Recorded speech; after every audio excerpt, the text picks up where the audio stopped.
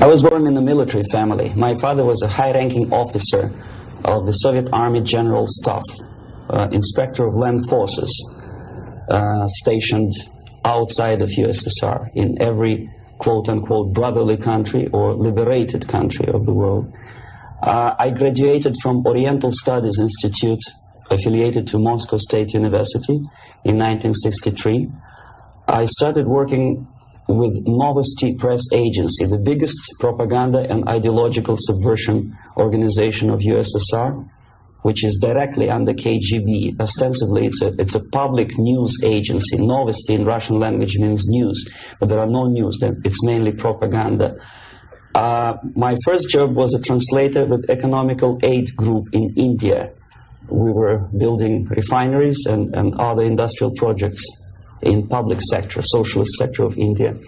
My last job was press officer of the Soviet Embassy in New Delhi. I defected in 1970, landed in Canada, worked for several years as a producer of Canadian Broadcasting Corporation, overseas service in Russian language, similar to Voice of America. Then I was teaching at University of Toronto, Political Science Department, McGill University, Slavic Studies, and School of Journalism, Ottawa, in Carleton University in Ottawa.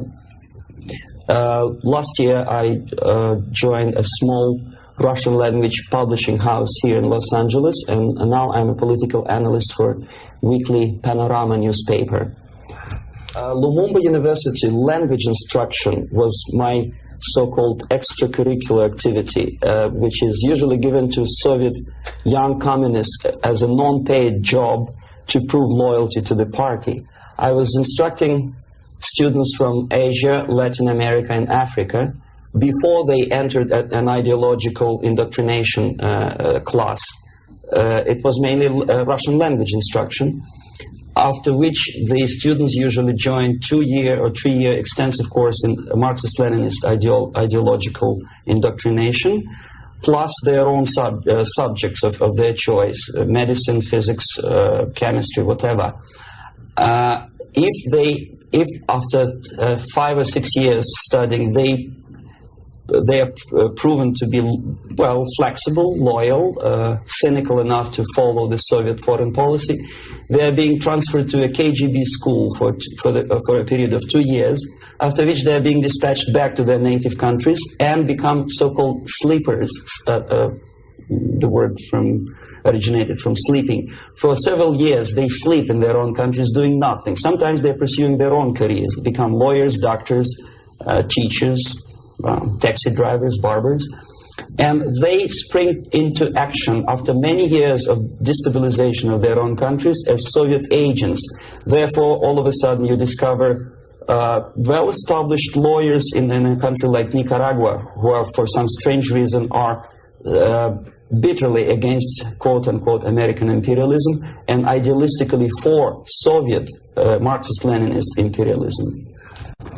I joined Novosti Press Agency before I graduated from the Oriental Studies Institute, where I studied Hindi and Urdu, 2 languages of Indian subcontinent. Urdu is the language of Pakistan and Hindi is the language of India. The journalistic part of my training was ordinary journalism, mass media, communication theories and studies. Together with that, we had a very extensive training in military, civil defense, intelligence, and ideological subversion. So even before I graduated, I started working with Novosti Press Agency, first as a translator, interpreter, and guide with foreign delegations who were invited to USSR and who were shown all the beauties of socialism and dispatched back to their countries to explain to their people how beautiful is socialism. My role was directly linked with KGB activities of brainwashing and psychological assessment of these guests. If they showed any sign of flexibility, which means they showed that they were recruitable, I passed them over to professional KGB recruiters, and from there on they were actively being involved in ideological subversion and propaganda, both in USSR and in their own countries.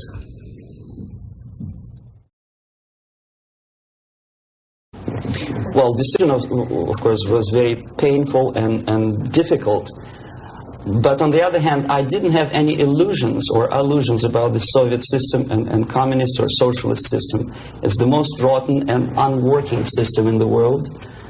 Some people call it state capitalism, socialism, centralized planning, whatever. It doesn't really matter what kind of name you attach to the system.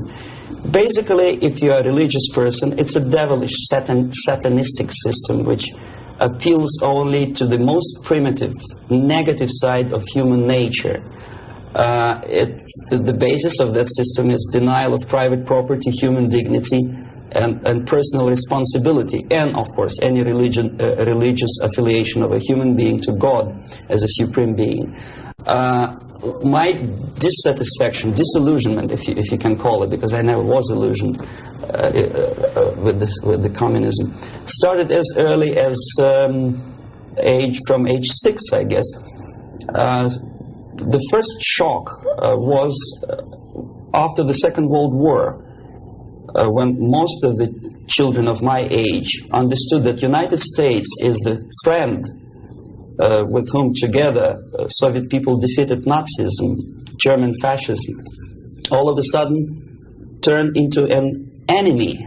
And all of a sudden the propaganda turned 180 degrees around, and we were brainwashed in the spirit of hatred to everything which is American. But how could you explain to a child of 6 years old who owes his survival to American spam, condensed milk, egg powder, and things which you probably people never remember because nobody eats them these days, spam meat, you know what I'm talking about? How can you explain to them that these delicious things came from an enemy who wants to subvert and destroy us? It's impossible, because the child remembers when he was hungry, he was eating spam and drinking condensed American milk with the American eagle on the label. So all the efforts of the Soviet propaganda to convince me that America is bad was futile, naturally.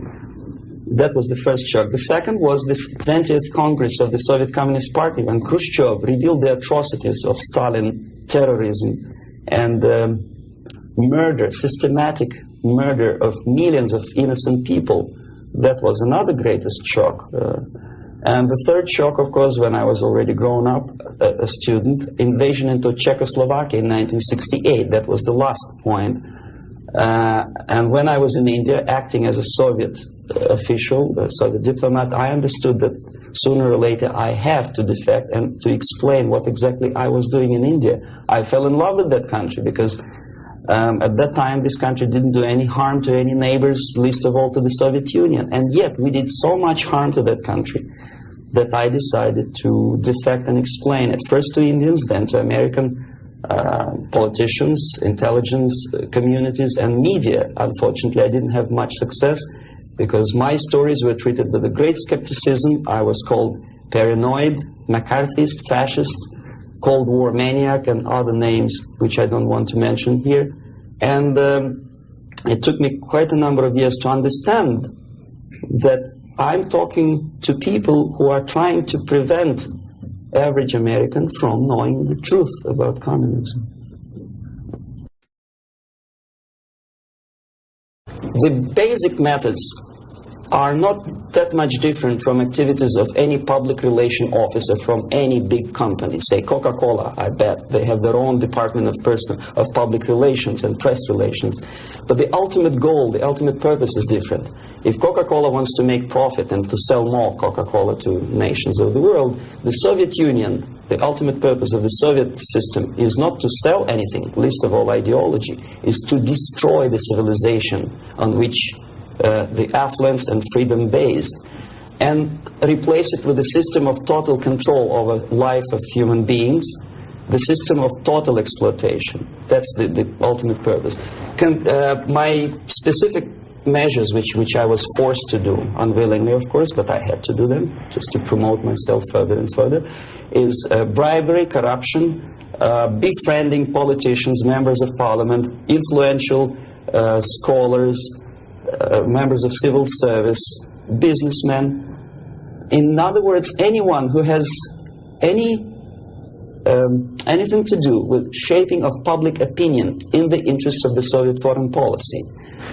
That would include a long process which sometimes is unnoticeable to an average person. It's a long-term process which is called ideological subversion. It's unnoticeable as movement of a small hand of a clock. You know it's going around, but even if you watch it intensely, you don't see the movement. The eventual result is befriending these people and trying to get them involved in the activity in the interests of the Soviet foreign policy. The immediate impulse when I learned that the Soviet Embassy, Department of Research and Counter-Propaganda, of which I was a deputy chief, is engaged neither in research nor in counter-propaganda. It is a department which is compiling information of private nature on individuals divided in two groups, good boys and bad boys. The sympathetic people were promoted in media and public life. The people who were opposed to the Soviet foreign policy were blackwashed, blackmailed, and destroyed, first morally and sometimes physically too. Understanding of what I was doing came to me when I looked through a press release of United States Information Service describing an incident in a South Vietnamese city of Hue, captured by communists from Hanoi for 48 hours. Then it was recaptured by United States and South Vietnamese armies, and to their horror they discovered that within 2 nights the communists could manage to round up more than 15,000 people and execute them. Most of these people were either sympathetic to the United States or to the Western culture, or directly involved in activities supporting United States President in South Vietnam, agents of CIA naturally, even barbers because they know too much. They were executed, and United States intelligence couldn't figure out how could they possibly do it in such short period of time.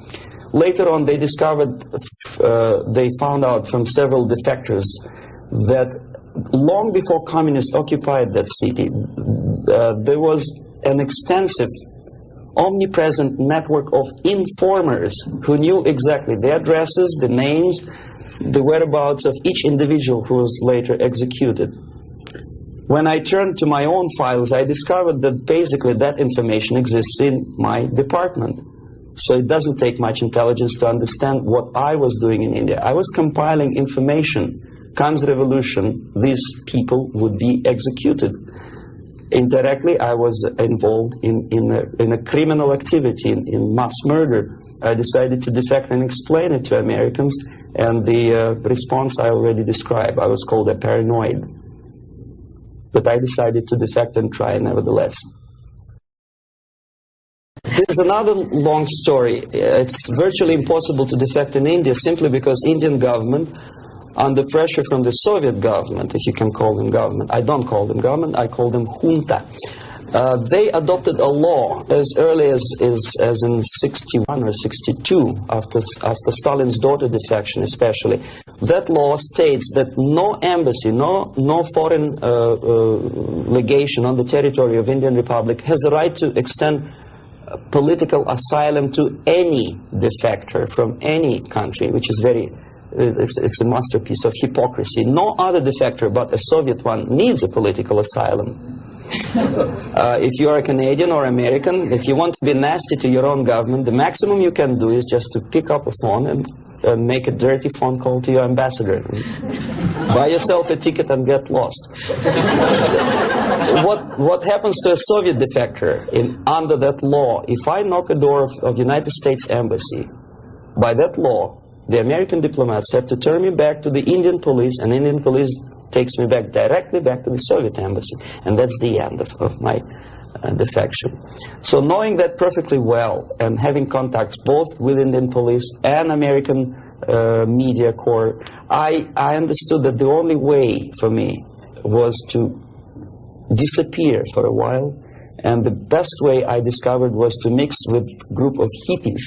Mind you, that was the time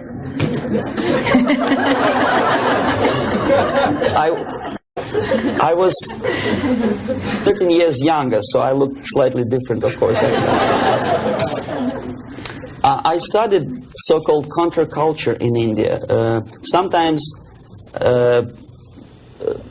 good, sincere young people who wanted to study Oriental mysticism and culture and religion, but most of them were simply easygoing individuals who were delighted with exotic life and the easiness with which they can purchase hashish and other drugs in India. And sometimes they traveled Indian subcontinent without any identification papers. So the best way to escape detection was to mix with the group of hippies and travel in India until the campaign in the media and in the police search will subside.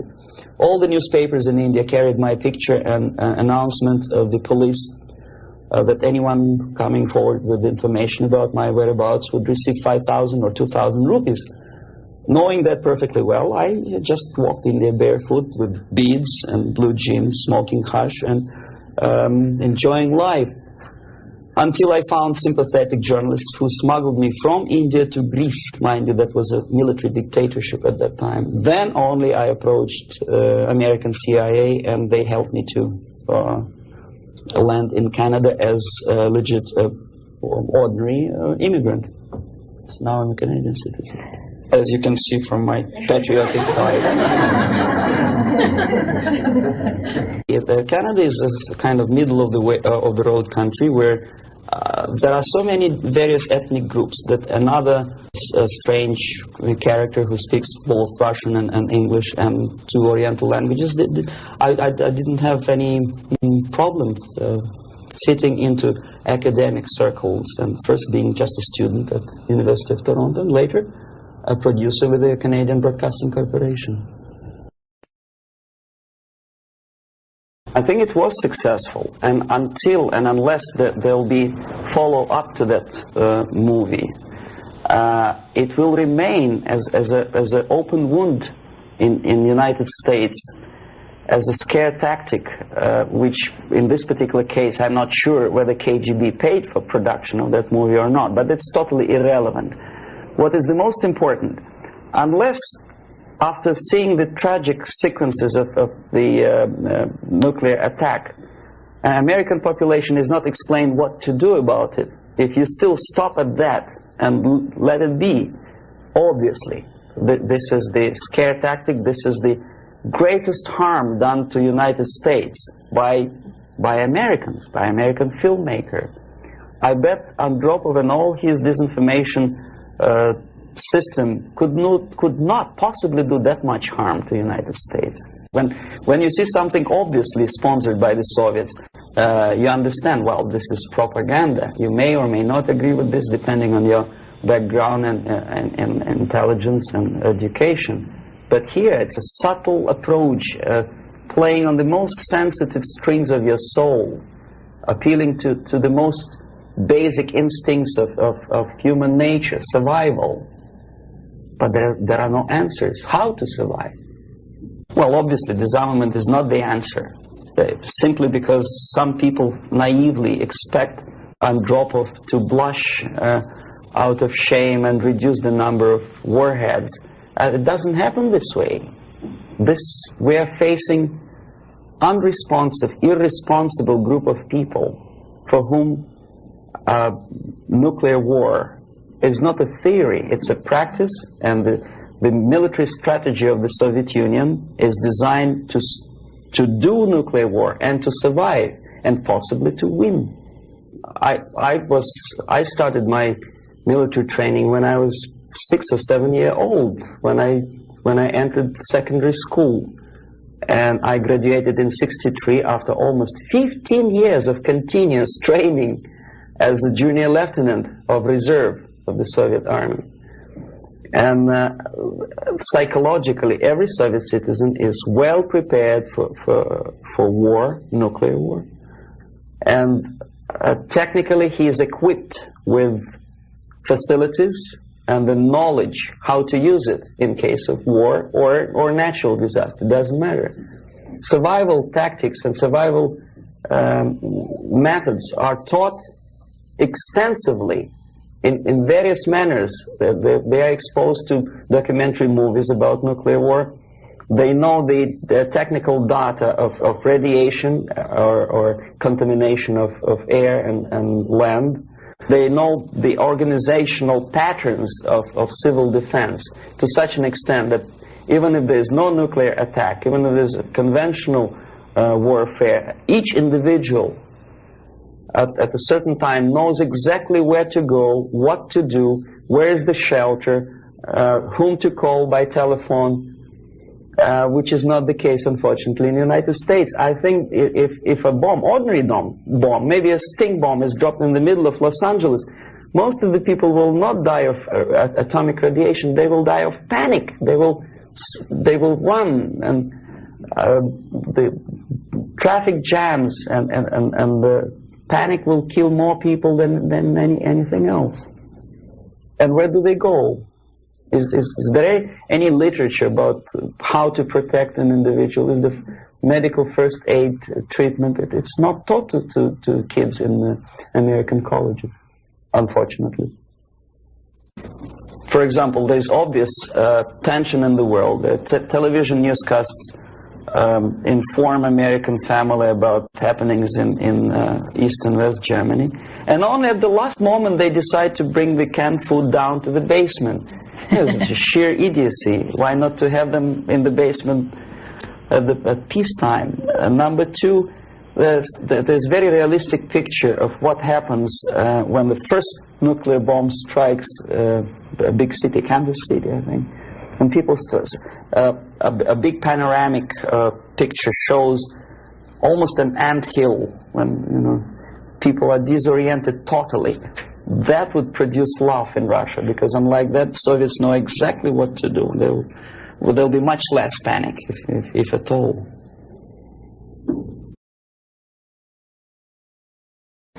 I know about infiltration of KGB into peace movement probably as much as an average American who reads newspapers systematically.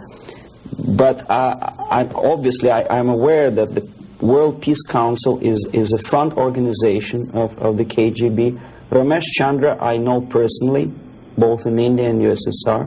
I worked with delegations of various peaceniks who came to the World Congress of Peace Council in Moscow. I think it was in 1961 or 62. Yeah, it was before Cuban crisis. And at that time, they struck me as people who are pathologically unable to see the truth, not to talk about the military aspects. When as a translator and a guide, I used to take them to places in Moscow which are not supposed to be for foreigners' eyes. They didn't want to see it. They had their preconceived ideas. They were suffering from self-importance. They thought it's a great honor to sit in the Kremlin, in the Palace of Congresses, next to a debil from Kremlin, and talk about peace as if that person from Politburo means anything in peace movement. Self-delusion is the most predominant phenomenon among these people. Ramesh Chandra is a very shrewd politician who takes advantage of naive, misguided, idealistically minded, sometimes sincere people. But he is, my impression is that he's totally sold himself to the Soviets. He receives his payments or royalties or whatever you can call it in the form of prizes. Of course, it's very embarrassing if you approach a person of his caliber with money, with cash, and say, "Here, Comrade Ramesh Chandra, there's money for your propaganda in the interests of the Soviet Union." It's very unpolite. So instead, the Soviet Union creates artificial international bodies such as Jawaharlal Nehru Peace Committee, which consists of various progressive leaders, writers. Sometimes they're known figures, philosophers, educationalists. Sometimes they probably feel that if there's no other possibility to express the desire for peace, at least there is some legitimate overt activity where they can express themselves. That's okay. And they think they are too smart not to see that part of it is Soviet propaganda. Okay, we are smart. We are not going to allow them to use us for propaganda purposes. This is wishful thinking, because after 5 or 6 visits to USSR, everything is paid by the Soviet government. After spending several vacations on a Black Sea coast in luxurious atmosphere with 2 or 3 nice girls, interpreters, lots of vodka and caviar, books published, vapid books which nobody reads in the United States, all of a sudden published in millions of copies in USSR in various languages, that tickles their ego. They think they are somebodies all of a sudden. It's difficult to resist the temptation. Ramesh Chandra is exactly that type of personality. He was approached at a very early stage, and he didn't have willpower and moral principles to resist the temptation, to resist the approach. And by now he's just a pawn in the game, high-ranking pawn. And if he is dismissed or dies natural death, there will be another, the line of people who would like to take his place. Yes, KGB takes very active part in the peace movement, and if these people were sincere as they say they are, they would start demonstrating in Kremlin, or I mean in Red Square, not in Washington, D.C., or in the Central Park in New York, or in Los Angeles. But they don't have courage, they don't have guts to go to Russia and protest against the nuclear armament of the Soviet Union. Therefore, I agree that they are misguided, but I think they are cowards. They are unprincipled, dishonest people. And there's no justification that they are misguided or poorly informed. It's their fault that they're poorly informed. There's enough information, there's enough possibility. In case of United States citizens, there's enough freedom to do what their consciousness should tell them to do. Go to Russia and protest against armament. It doesn't take much courage to take part in demonstration in Los Angeles. But if you're really genuinely concerned about peace, tell it to Brezhnev, tell it to Andropov, and we'll see how courageous and sincere you are. They don't do it. Well, the greatest strength, I think, is the basic principle of American democracy, common sense, and the value of the principles of private property and respect to human dignity and individual rights. The weakness is the permissiveness and lack of moral stamina, which, if you are a religious person, could be interpreted as probably alienation from religion, alienation from God. Thinking too much in materialistic terms, thinking in short span of time for pragmatic advantages, disregarding the perspective of civilization. Some philosopher, I forget his name, I was a bad student in Moscow, said that the level of civilization is in direct proportion to the time span that human being thinks in future, for future. The least civilized people live today, this minute. The more civilized nations think about tomorrow, 10 years from now, 100 years from now. Well, this is one of the definitions of... Unfortunately, Americans are made to think in shorter and shorter time span terms. This is the greatest weakness. So therefore, enjoy life and make love, not war. I think that willpower and revitalization of traditional moral values and principles is the most desirable thing now, today. The sooner the better. The things, the principles and values on which the affluence and success of American civilization depends and based upon should be immediately revitalized and brought back to school programs, to media, and let's face it, propaganda. I'm not afraid of this word, unlike the left liberal journalists who think, oh, well, it's propaganda. I don't see anything wrong in propagating the basic moral principles and values on which America is built. Willpower, faith, unshakable faith that this country, this civilization is right and the enemy is wrong. No amount or no number of nuclear warheads and no size of the army will help United States to survive, whether there's nuclear war or conventional warfare. Vietnam proved very clearly that with all the technology, with all the supersonic bombers and napalm and whatnot, electronic gadgets and cold beer and Coca-Cola, you cannot defeat an enemy unless you are fighting and have faith in the righteousness of your fight.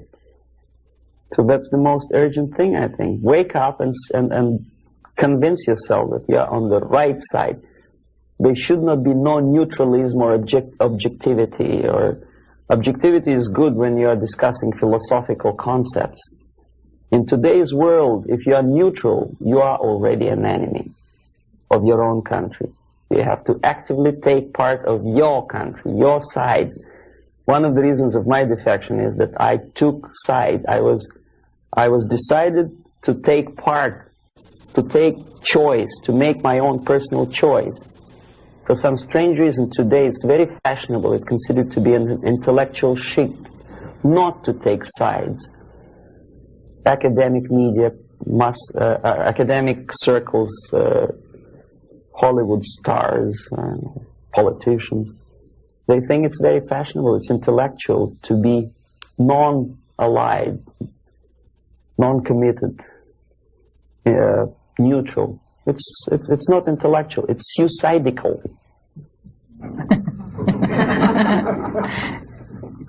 Suicidal. Okay, I'll start with a short explanation. I'm going to show you some slides now. The things that you're going to see, there's nothing new actually. They're reproductions from various media organs in the United States, USSR. Probably you see these pictures 100 times a day. I'm going to give you a different viewpoint on the same things, same facts that you see, and probably don't take much trouble to understand and think what you are seeing. I don't know if you heard my introduction. I'm an ideological subverter, yes, from Russia. Okay. Okay, the idea of showing the slides to you is just to provoke questions in your mind, and later on, if you still have patience with me, I will explain how exactly the system of ideological indoctrination and subversion works. Well, we know that we are living in a time of peace, and we know that recent walkout from the Geneva talks by the Soviets is centered around the nuclear arms and rockets. We don't see much about the Soviet preparedness, a Soviet viewpoint on the military strategy.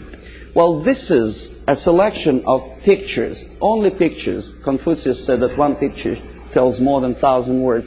These pictures are from everyday newspapers in USSR. This is what the Soviet citizen looks upon every day. Basically, this is a militaristic spirit, pictures of foreign delegates observing the rockets passing the Red Square. The idea of invasion, unlike in the United States, is not being criticized by the Soviet media at all. On the contrary, it's being forcefully encouraged from the age of, say, 5 or 6 year old. Every Soviet student or schoolboy has to go through military training. This is a picture from a special military school where young kids, well, maybe 4 or 5 years old, are being trained to be future officers of the Soviet army. That's what they do when they grow up. These are the Soviet sailors, Navy officers in a foreign country. We criticize a lot American presence in foreign countries, but we never criticize and we never pay too much attention about these planes landing with ammunition and firearms in, say, countries like Ethiopia. These are the pictures in Time magazine which probably you've seen and then forgotten about it. These are the Soviet tanks on foreign territory. Are there any protest demonstrations in Los Angeles or New York City? No. These are the Soviet military advisors. Nobody tells them Russians go home. How it starts? The media obviously plays a great role. This is a political cartoon from a Western newspaper. You see, it was published sometimes after the Second World War. These 4 columns of peace, pay attention to whom they are being erected. Roosevelt on the left, Churchill on the right, and Stalin in the middle. A peacemaker, Stalin. Okay, this is another thing. Chicago Tribune, January 1945. Destiny's Child. New Year, 45, is born. Look who is looking with love and affection. Churchill, Roosevelt, Chiang Kai-shek, and Stalin.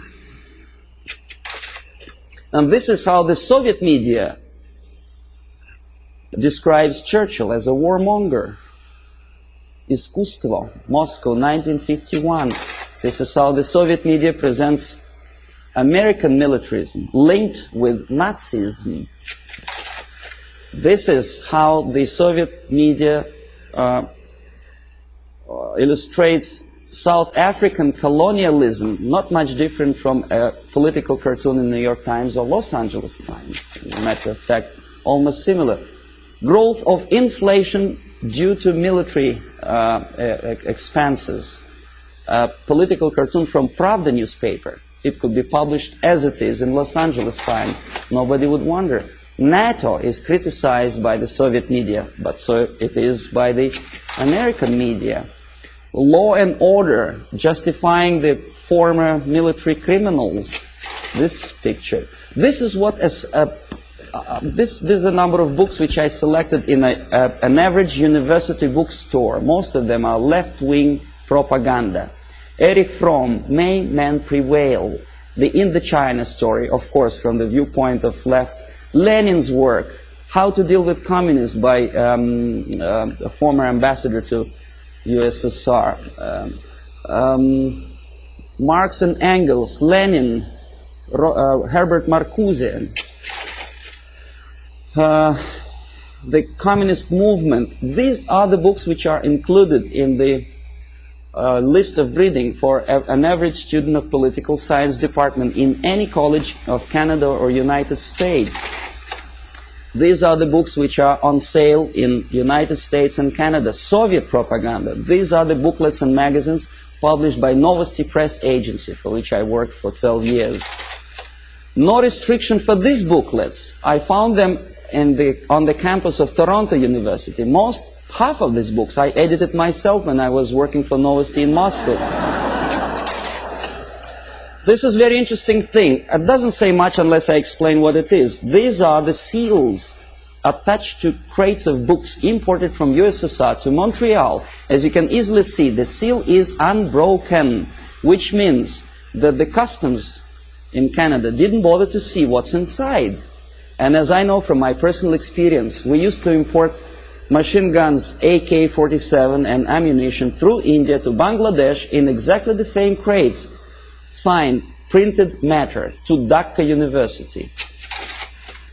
This is what editor of Time magazine suggests you to read at the time of invasion, fall of Southeast Asia to communists. Solzhenitsyn's Gulag Archipelago is on the bottom of the list according to the editor's choice.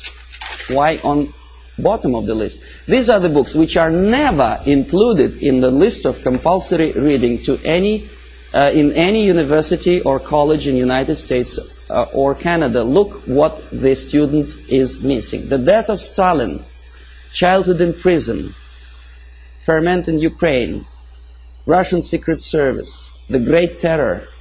These are the books which for some strange reason Americans are denied the freedom and right to read. Why America is in global retreat? Have you ever seen this book on a campus? No, of course not. I know that. Anthony Sutton, National Suicide. Have you ever had a chance to read that book? Oh, you had? Well,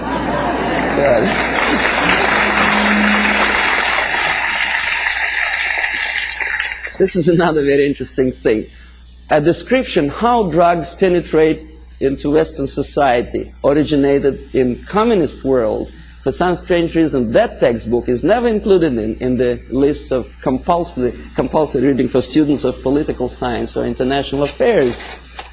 This is the book written by a former member of Communist Party in Czechoslovakia, explaining the tactics of subversion. For some strange reason, it was not published in the United States or Canada. The author had to pay for the publication himself after defecting to the West. This is another interesting example. Exoneration and Ultimatum, written by Richard Romer, a science fiction novel about invasion of the United States into Canada to expropriate the oil and natural gas resources in that neighboring friendly nation. Why it took invasion, I don't understand. 51% or more of the companies are already belong to the United States. In Canada, as probably you know already. Who is the author? Richard Romer is a dynamic and dedicated exponent of the needs of potential. And so anyway, he's a friend of Pierre Trudeau, a former military officer. And what he writes is something that Andropov probably would be very happy about. He describes a situation when the only thing that saves Canada from United States military occupation is a call from Andropov to the President of the United States, threatening him with the reply or the military answer to an invasion of Canada by United States. And this is written by a close friend of Pierre Trudeau, a politician, a former military man. Why? Is he a paranoid or am I a paranoid?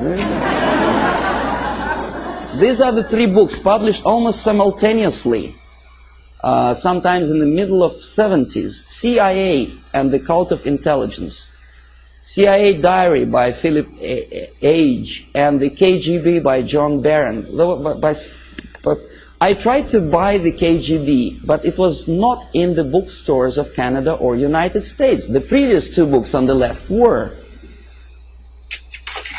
This is the author of the most anti-American book, The Defector to the Communist Side, Philip Age. He is alive. Nobody is threatening his life. Nobody is poisoning him with poisoned umbrella. This is, you know who?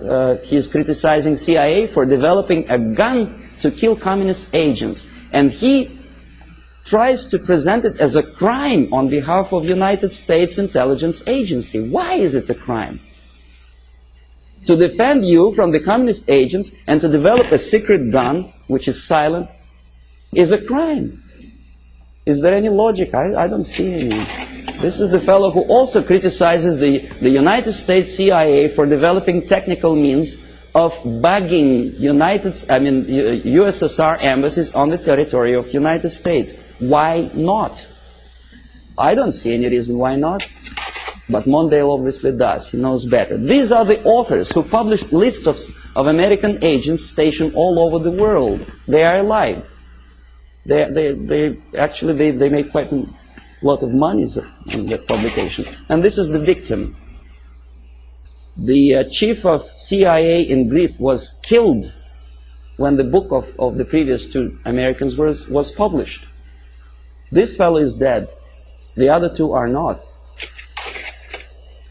Siberia in 1971 was visited by a group of politicians from Canada. And this is the report about that visit.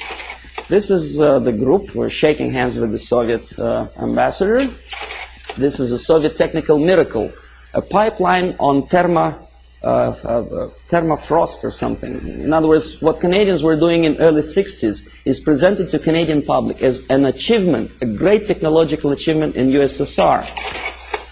This is the route of their travel in Siberia. The Canadians covered that much of distance. Please remember that map. I will come back to that question. This is a book published by a Canadian author, Farley Mowat. By the way, Never Cry Wolf, a movie which is made on the basis of Farley-Mowatt's book. He's a nice fellow, drinks a lot of vodka. He was a guest of Novosti Press Agency, which I was working for. This is another book written by Farley-Mowat after returning from Siberia. He was accompanied by a person like myself, a Novosti Press Agency journalist. Glorification of Siberia. This is what this is the route, I promised you to come back to that map, which Farley-Mowat, a Canadian progressive writer, covered when he was in USSR. This is what he makes Canadians to believe Siberia looks like. It does, of course. Baikal Lake is a very beautiful natural phenomenon. A nicely dressed Soviet Eskimos or Chukchas, I don't know, some ethnic minorities, friendly talking to each other in fluent English.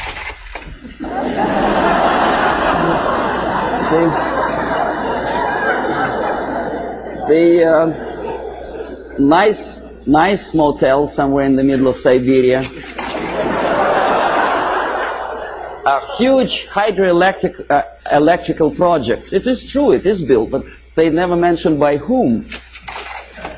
And this is what I eventually wanted to show you. These are the two routes. First one in red ink by Canadian government delegation.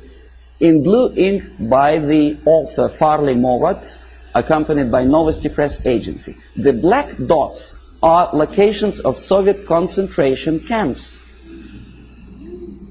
These people were shown the places where the slave labor is being used by the Soviet government, if you call them government. I call them junta of mass murderers. But there is not a single mentioning, not a word, that those beautiful electric stations were built by slave labor. This is what Canadian reader will never see in the report by Canadian politicians or the progressive writer Farley-Mowat. You say, well, that's Russia. This is not a kindergarten. This is a prison for children of prisoners. These are the houses. If an American contractor would build a house like that, I think he will end up in jail. But this is what is being shown to some naive foreigners as achievements of Soviet technology. Naturally, if you follow the editor's choice and advice, you will never understand that the description, the most detailed description of Soviet concentration camp system is put on the bottom of the list. You say, well, maybe in USSR, the concentration camp is nothing surprising. Well, this is a concentration camp in Southeast Asia,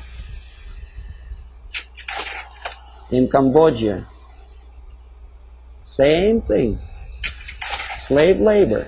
This is what happens to slave laborers when they don't obey the orders. They are being executed, not by firing squad, because bullets are too expensive, by shovels, crushing skulls.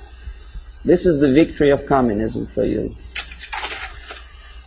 This is what happens to their children. And this is the originator of this slaughterhouse, Cambodian Premier Pol Pot, during interview with Time magazine. Very nice, plump, fatherly image. You are made to believe that Holocaust happened during the Second World War is something that may happen again. It may. But the originator of it may not necessarily be the Nazis. We don't have any Nazi submarines roaming around the shores of the United States and Canada. We have liberation forces. That's what Holocaust. This is happening right now, after the so-called National Liberation Movement. This is a still from a movie, Holocaust, a television production. The Nazis are shooting the prisoners, the Jews. We are made to, well, it's horrible, of course, there's no denial. It happened many years ago, and the tactic which I will explain you later, if you have patience with me, is sidetracking your opinion from present danger to the past. From this is present time, this is past time. This is happening right now in Asia, Africa, and Latin America. Is there any movie about Holocaust which happens now? No. This is what happens in, well, it did happen in Rhodesia before it becomes Zimbabwe. It's a black girl, by the way, not a white one. This is the result of the socialist movement. These people were killed by those who are now in power in Zimbabwe. And we call them reverend bishops or whatever. This is the supply of Soviet arms to Rhodesia before it turned into Zimbabwe. And this is a very interesting picture. A poor South African is showing his internal passport, saying that there's no freedom and he has to live wherever he's assigned to live by the police. For some strange reason, not a single media outlet in the United States makes a comparison, because in Russia every citizen has a passport like that. And the Asian ethnics in USSR do not have the right to live in those areas which are designed for the whites, and the other way around. But we are getting emotional about this passport. Why not about Soviet passport? The answer is flowing in the wind, how they sing in the wind. Okay, the feeling of guilt.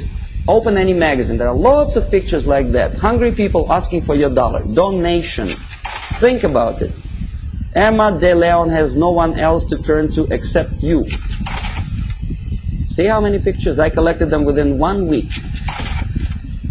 And who helps them? Rock stars.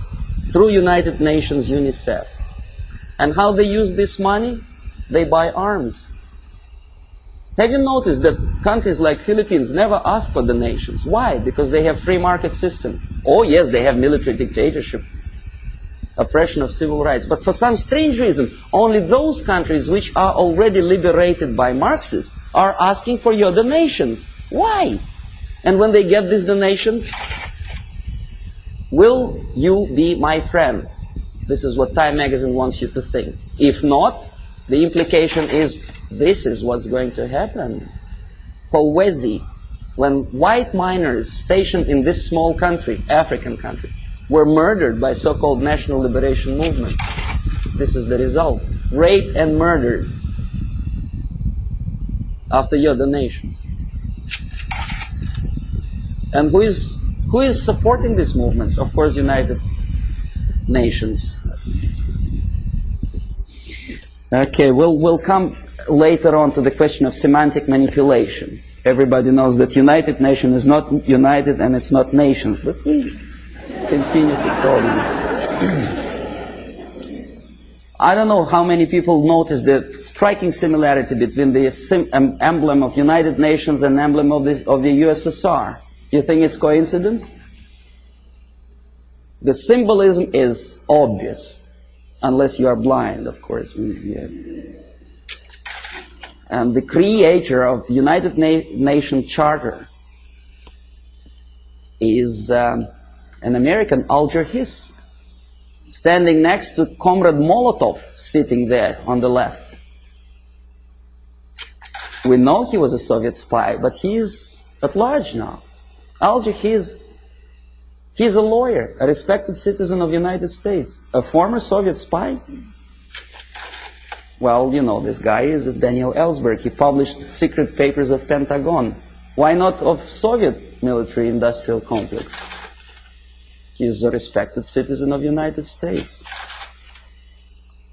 Dr. Spock, Agony of Vietnam. I forget what's his name. Oh, yeah. How many men has to die before they understand I don't remember the lyrics of the song, but it was a very impressive song. When I was a Soviet student, I almost cried when I listened to that. And I thought, my God, what a nice fella. John Baez, very nice couple of kids. Jane Fonda, she was crying on location in Vietnam, beautifully filmed by American Hollywood filmmakers. What is she doing now? Did she ever defend both people?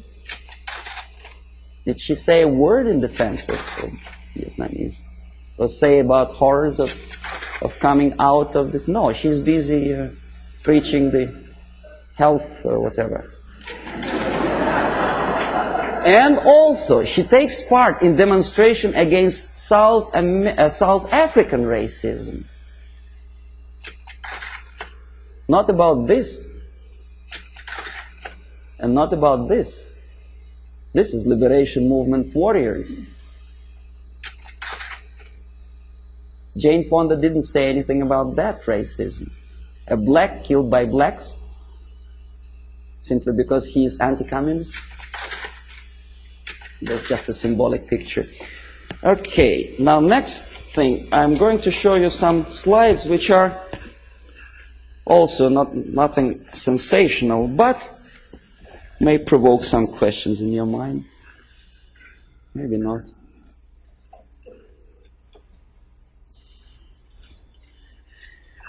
Okay.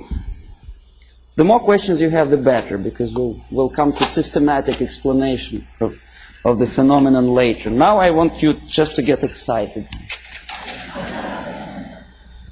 Hollywood actress talking to Fidel Castro. Nothing wrong, of course. Depends what is the message or what's the subject of talking. I bet you never heard about this fella. He's an American singer, Dean Reed. He's singing in Moscow for some strange reason. And you know what he's singing about? Oppression, civil rights in USA, and about poor Americans who cannot survive. Well, I don't want to be too critical of Pope, of Catholic Church, but some statements which he made at the earlier years of his becoming a pontiff of Catholic Church, strikingly unpleasant to me. Communism and church can coexist. Can they? Well, you should ask Russian Orthodox priests who were literally exterminated by the Soviet communists. Communism and church can coexist. I don't think so. Catholic Times. I collected this newspaper in a Catholic church, which I attend, although I'm Orthodox Christian, as Russians, most of them are. But I do come to Catholic church because my wife is a Catholic, so I don't see much difference, because God, I suppose, is one, so Jesus Christ is also the same, which church, whichever you go. But Christians and socialism is something that doesn't really appeal to me. I don't know, how about you? Social justice central to gospel, is it? I never heard about it. Join with Marxists? It's from the same newspaper. And that's how they joined with Marxists. Nicaragua, before Sandinista came to power. A priest with machine gun behind his back. And the machine gun, of course, Kalashnikov, if you know anything about machine guns. Okay, then there are some strange deviations from religious path.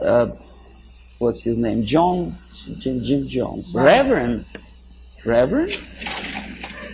Nice looking guy with adopted kids, and shaking hands with the politician, Mayor George Moscone in 1976. Very nice. That's how it all ended, you remember. More than 900 people who poisoned themselves together with their kids in Guyana. This is a very interesting picture. It's not very clear. Instead of Jesus Christ, they put a naked lady, you know, in the church. Strange, huh? Of course it's strange. Crucifix of a woman for Palm Sunday. Boy, Jesus Christ would turn in his grave if he were engraved.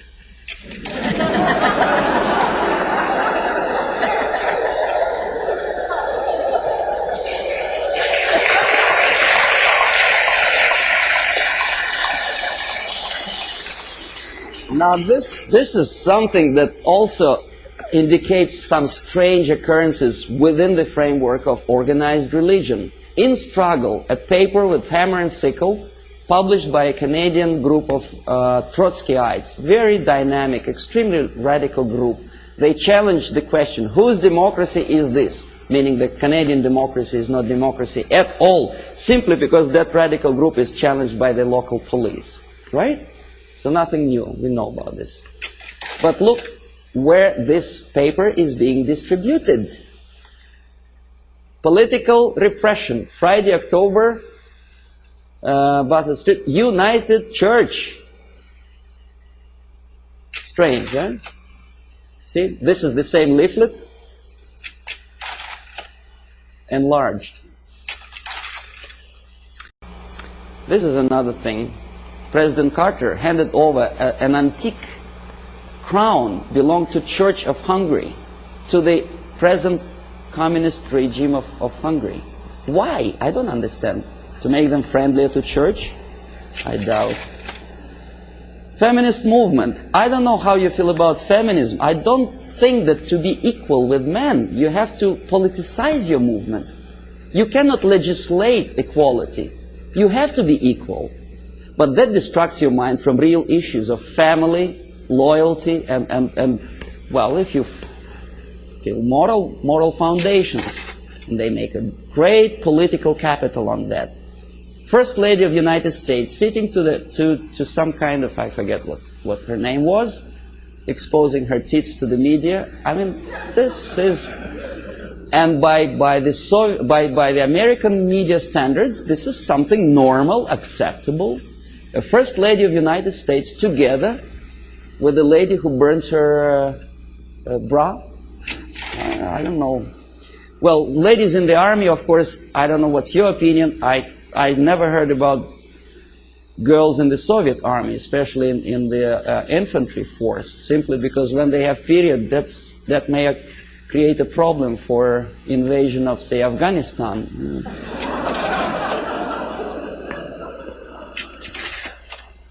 Again, the homosexualism.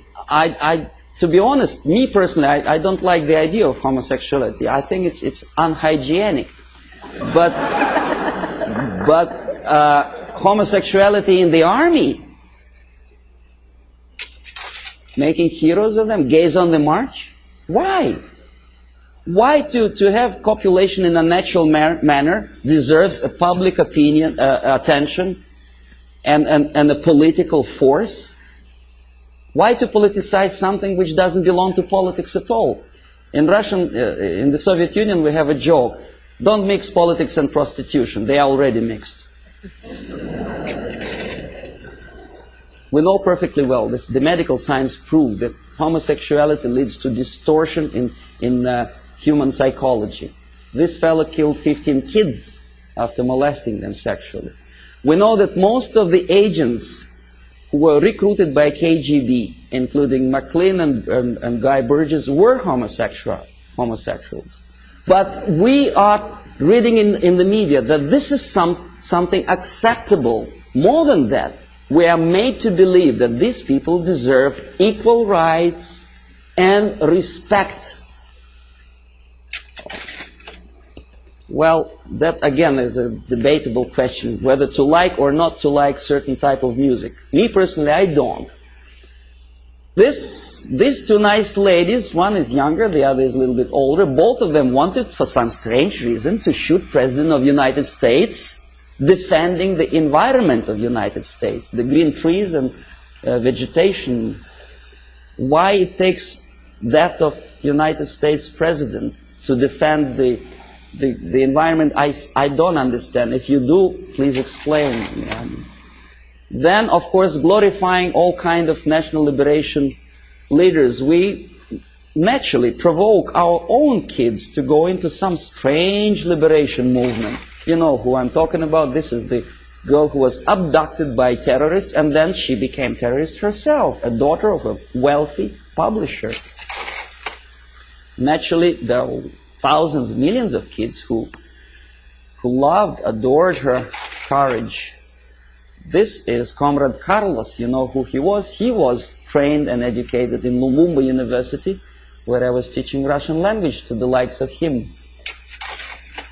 That's the result of the activity when they come back home. Aldo Moro was killed by Red Army terrorists who wanted to liberate Italians from something. I don't know from whom. These are the persons who were part of Baader-Meinhof gang.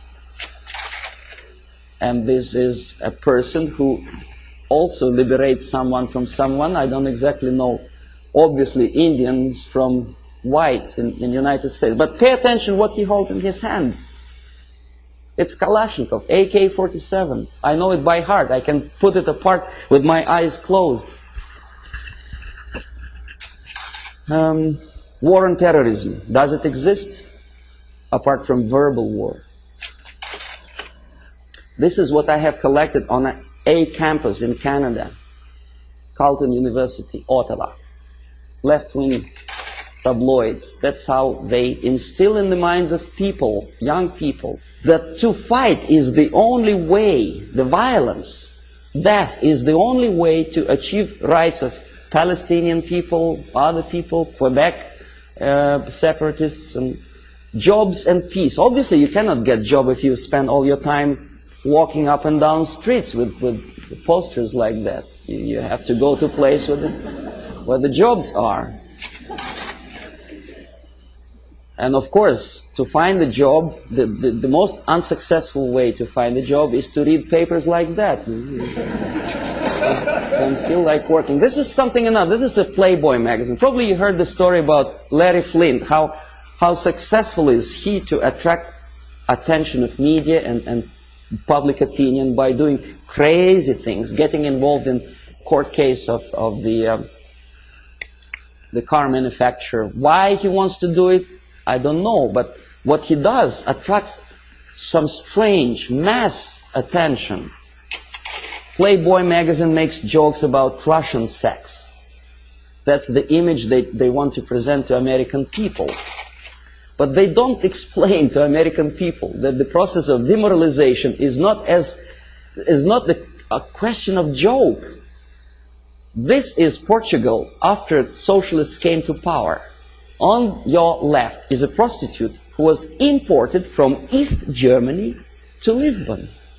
A communist prostitute in a country which is just had its successful socialist revolution. Very interesting. What for? To make money? No, I'll tell you later. On the right, pornographic literature in a country with strong Catholic moral principles. Well, I don't know how many people of you like to drink alcohol. I did. But I noticed that some ads in magazines have some strange desire to joke about alcohol. And the jokes are closely related to justification of Soviet, Russian presence. A prominent Russian joined the secret service. Something to joke about while you drink vodka. I don't see any humor in that. Do you? I don't know. Okay, this is a number of advertising of alcohol for which Canadians get into hot water. Comes the revolution, anyone can drink McGuinness vodka. Alberta vodka is superimposed on the picture of cruiser battleship Aurora. I don't know how many of you know that this is a historical relic in USSR. The revolution, communist Bolshevik revolution started with the cannon fired from that battleship. And obviously Soviet embassy was insulted, so they sent a protest note to Pierre Trudeau. And the picture was removed from the magazine. When I was teaching at Carleton University in Ottawa, my superiors forced me to do an IQ test with two groups of my students. The idea was to answer about 100 questions, to give answer, yes, no, or undecided. The more undecided or negative answers you give, the more, according to the compilers of this test, you are adaptable and useful to society. The more positive answers you give, the more questionable is your adaptability and usefulness for your country. This is explanation how to score, how to count the scores. And now see the questions. Telling dirty joke is bad. A good soldier is a patriot. Yes, no, or undecided. Think about it. Every communist should be run out of the country. Yes, no, or undecided. The Bible is the greatest source of truth. Right? God is everywhere. A person who kills another person is a murderer. Yes, no, or undecided.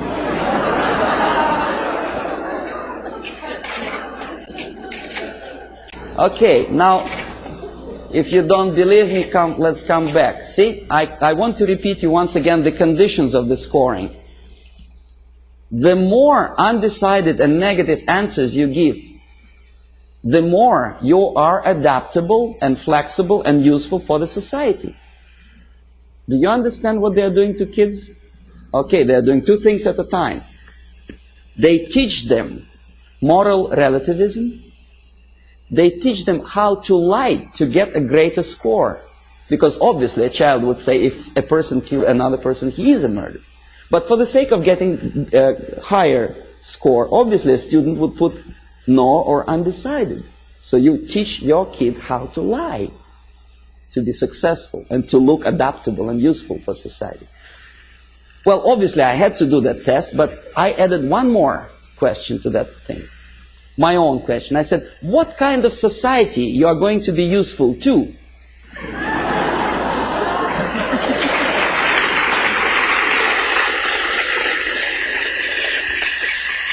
And most of my students give me an excellent answer. They say, a society where there is no moral principle, no respect to God, love, family, and working ethics. Very simple. They are not that stupid. Here we are, Comrade Brezhnev. Now, this is the picture from a Soviet magazine. Obviously, Soviet media tries to project their leaders in the most respectful way. Very impressive, very fatherly, very serious person. There is nothing surprising. What else is new? Of course. But this is Time magazine, an American magazine. The caption is not quite clear, but it says basically that Comrade Brezhnev doesn't give interview to Time magazine. The message is clear. He's a positive, caretaking person. He's too busy to take care of the world problems and economical problems in Russia. It's a very humorous caption. But nevertheless, the impact, if you are not quite concerned about politics, what is your impression about this nice gentleman? Nice, smiling, tired, well... And this is how media presents your leaders.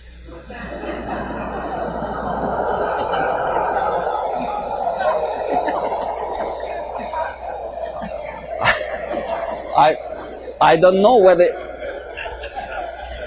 whether he deserves to be presented like that or not. This is a different question.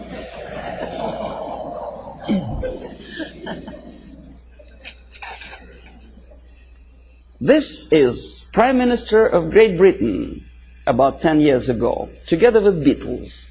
You may or may not like Beatles. Me personally, I don't like them. But a Prime Minister of a country together with entertainers. The Queen, Her Majesty Queen, knighted Beatles, a highest honor which previously in all times was given only to the most deserving patriots of the British Empire, was given to a bunch of monkeys.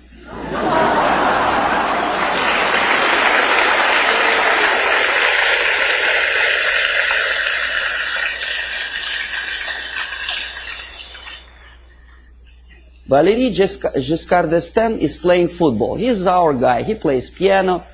No, never mind what he does for politics or world problems. He's nice, charming personality. Helmut Schmidt is taking part in the circus performance. Nice, charismatic leader. Never mind what his policies are. He's popular. He's in the section of People of Time magazine. First Lady of the United States together with the pop singer, folk song singer. Well, so what? You know, we had a saying in Russia that in all times, clowns were entertaining the royalty. Today, the mightiest of the world think it's a privilege to appear with entertainers. It's just the reverse of the old principle, you know. They are the entertainers of entertainers. because they want it for their political career. Ed Kennedy dances in Moscow. Why? I mean, is that his business to go to USSR? Why doesn't he occupy himself with something more relevant to the urging problems of the world? He thinks he is going to be popular. In America, maybe, but in Russia, they look at him as a schmuck out of his mind.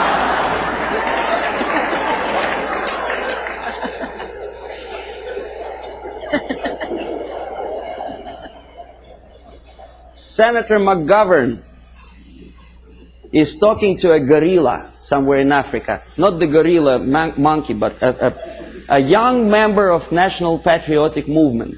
The movement which is indoctrinated by the Soviets, armed and paid for. He thinks he's smart and he's something to admire. I bet the guys who are standing behind don't think this way at all. Well, Kissinger just by mistake is here. Would you buy a second-hand car from this?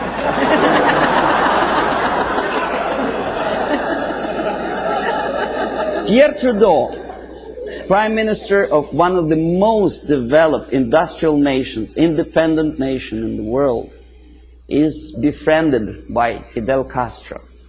If you remember, Canada never stopped trade relations with Cuba, despite the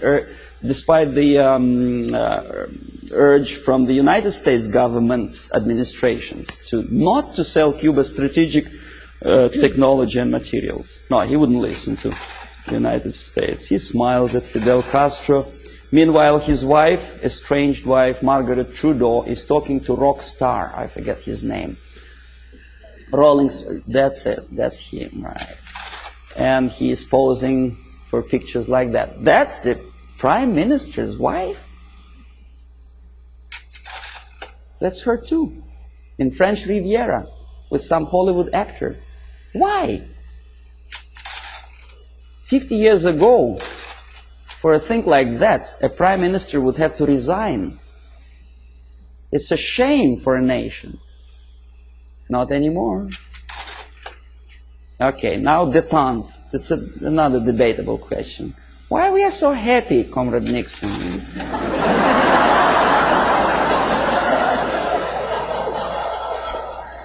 What is so funny? I would like to ask.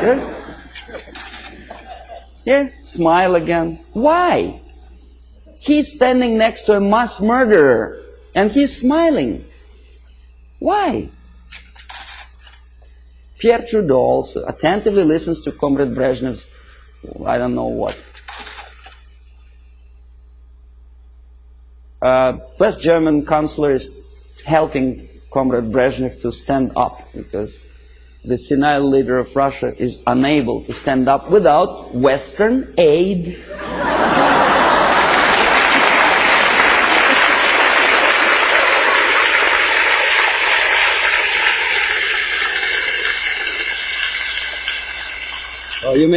You may say, well, it's West Germans, they're too close to Russia, probably they do it just in case. Okay, here's the same thing. Carter is helping. The president of the mightiest power in the world, United States, is helping Comrade Brezhnev. You remember the incident when Brezhnev almost stumbled down the staircase somewhere in Vienna, of course. And thanks to Carter, he didn't fall.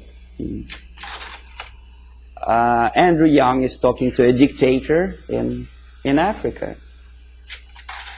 Again, McGovern, I think, is talking to Agostino Neto, a Soviet puppet in Luanda. Why? Is it that necessary to be friendly, to smile at each other? Now we're coming to space, from Earth to space. Clouds over the space program. Why clouds? Mind you, this is after 3 or 4 successful landing on Moon. Why clouds? Okay, here's 2 pictures. Left, Soviet cosmonaut walking into Kremlin Hall for a ceremonious reception. On the right, 2 American cosmonauts casually watching TV. On the top, Soviet Politburo talking to the space pilots on orbit. On the lower picture, Lyndon Johnson with, I think that's Glenn, no? An American spice pilot. Now, even if you don't know anything about the theory of information, the comparison, mind you, this is a French magazine, it's not a Soviet propaganda. The comparison of the size of the pictures gives you the message already. What is more important? What is more impressive? Here, a picture from Soviet newspaper Pravda. A Soviet schoolboy compares two replicas of Soviet Soyuz spacecraft and American Apollo. Friendship in space, détente, right? Pay attention to the size of the spacecrafts. They are almost identical, right? Now this is what the size, almost actual size is. The American spacecraft is on the left. It's almost twice as big as the Soviet one, right? Okay, this is a Soviet picture. This is an American picture with true sizes. Okay? You say, well, Soviet media, of course, tries to diminish the successes of the American space program. Now, this is an American media.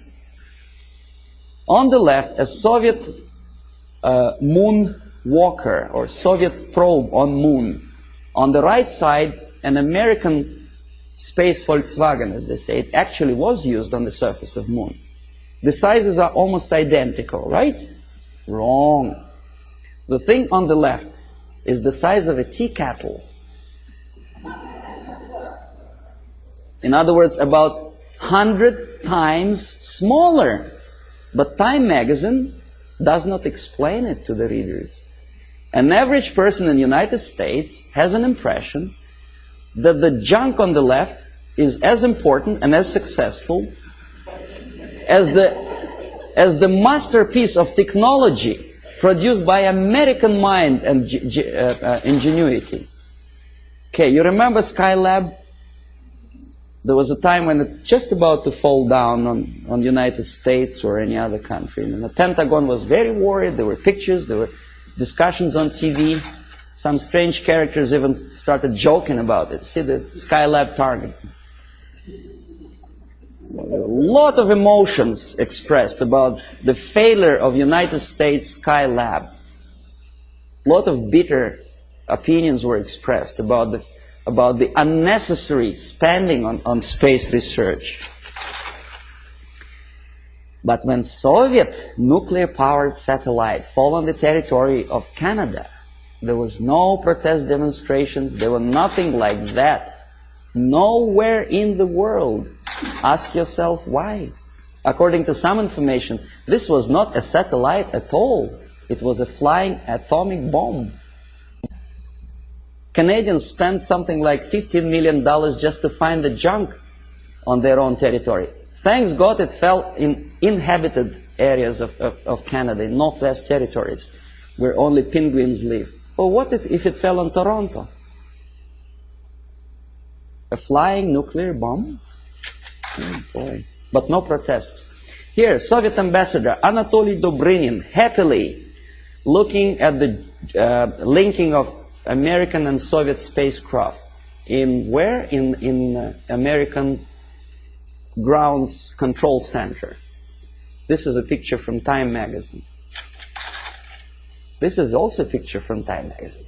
Soviet citizens are watching the same moment, linking of spacecraft. Think about it. Compare. Here, happiness. On the right, American representative of the NASA and Dobrinin, very happy. That's how ordinary Soviet citizens think about the farce in space. They understand perfectly well that linking spacecraft in space is just a fake. It doesn't mean anything. Look at their faces. They are sad. A dream was realized. Was it worth the price? pessimistic question, right? After all the successes of American space program, the media tries to instill in your mind a doubt, pessimism. Why? Oh, this is a frog. I don't know how much you know about frogs. I'll tell you that a frog can see a mosquito only if it moves across the area of its vision.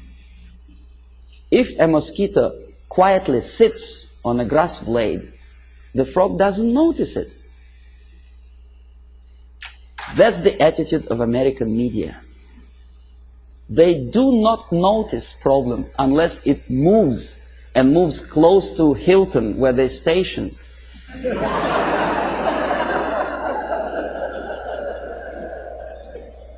These are the people who may file a suit against me if I call them liars, but that's exactly what they are. They've been lying to you for years and years about the situation in Vietnam, in Russia. They were selling commercials, deodorizers and cars, and they sold you a rotten information, disinformation of what happens in the world.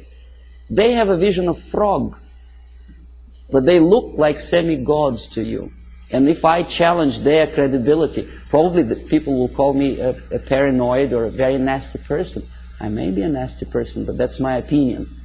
I was a person who used to take these people for a ride when I was working for the Soviet side. Okay, if you don't believe me, here, one of the most conservative newspapers, in this particular case it's a Canadian newspaper, the Globe and Mail, editorial page. Nothing special, right? The malaise of liberal democracies. Saving Bhutto, former president of Pakistan, called priority. And then there is another article on the right here. US out to dominate Pacific, Russians claim. Well, obviously somebody's opinion, right? Nothing unusual for an average reader. Russians claim that United States out to dominate Pacific. The idea is that, well, United States is obviously aggressive and they want to dominate something and Russians are unhappy about it. Somebody says. You read an article and probably you may agree or disagree, but you have a feeling, the message of urgency.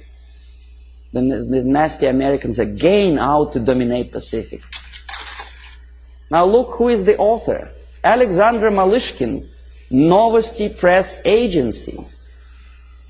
Not a word. Who is Malishkin and what is Novosti Press Agency?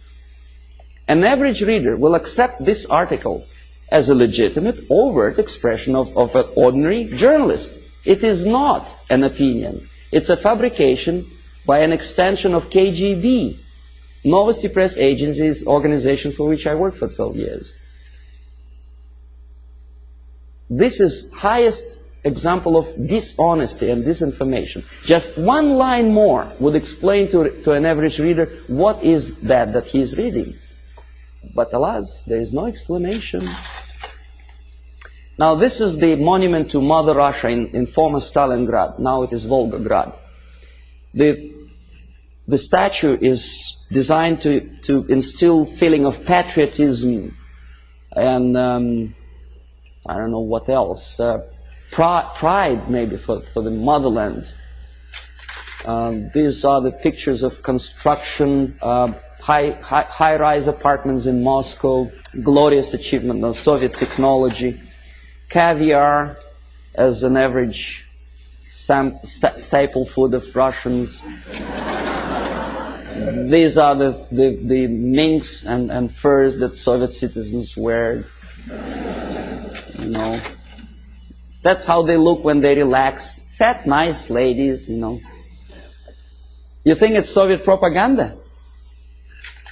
No, comrades. This is also some fashions, latest fashions from Russia, right from Kremlin, for an average Soviet housewife. Well, obviously, it doesn't take much intelligence to understand that this is not quite true. And obviously, it has something to do with the Soviet propaganda.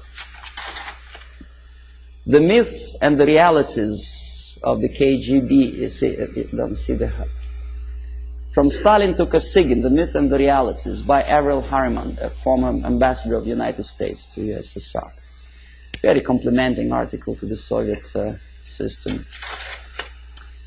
And this is where it comes from. You thought it was from a Soviet magazine, right? No, it's from Look magazine, an American magazine which published that crap. If you don't believe me, I'll tell you that I was a person who accompanied a group of journalists from Look magazine when they came to Moscow on invitation from Novosti Press Agency. I made them to publish that thing, for which I was awarded, I received the bonus, a free ticket to Italy for a week.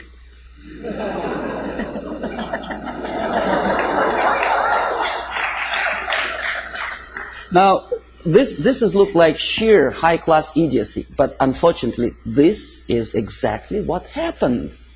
It didn't took me much effort to convince the Americans, to tell the American journalists from Look magazine, to bring back this magazine, to dedicate the whole issue to the glorious anniversary of Soviet Revolution. This is what you were reading in your American magazine. This is how an average American perceived the Soviet way of life. A happy Soviet citizens. This is what an average girl in Russia wears. This is what they eat and drink. This is how they build their apartment houses. And this is how they're fiercely patriotic. Amazing. Anyway, so I will explain you how it all happens. The last two pictures I will not comment. I want you simply to look close into these eyes.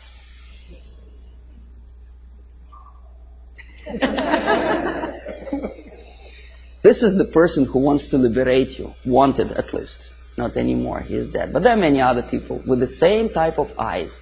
If I were a deeply religious person, my answer to that picture would be, these are the eyes of a Satan. Yes.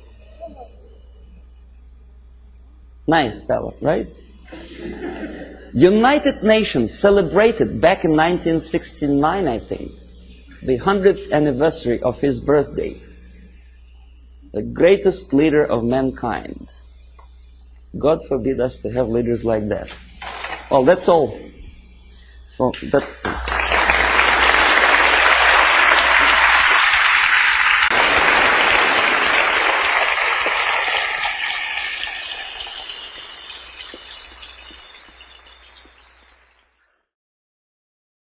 Subversion is the term, if you look in a dictionary or criminal code to that matter, usually is explained as a part of activity to destroy things like religion, government, system, political, economical system of a country. And usually it's linked to espionage and such romantic things as blowing up bridges, sidetracking trains, cloak and dagger activity in Hollywood style. What I'm going to talk about now has absolutely nothing to do with the cliché of espionage or KGB activity of collecting information. So the greatest mistake or misconception, I think, is that whenever we are talking about KGB, for some strange reason, starting from Hollywood movie makers to professors of political science and quote-unquote experts on Soviet affairs, or Kremlinologists as they call themselves, they think that the most desirable thing for Andropov and the whole KGB is to steal blueprints of some supersonic jet, bring it back to Soviet Union and sell it to the Soviet military-industrial complex. It's only partly true.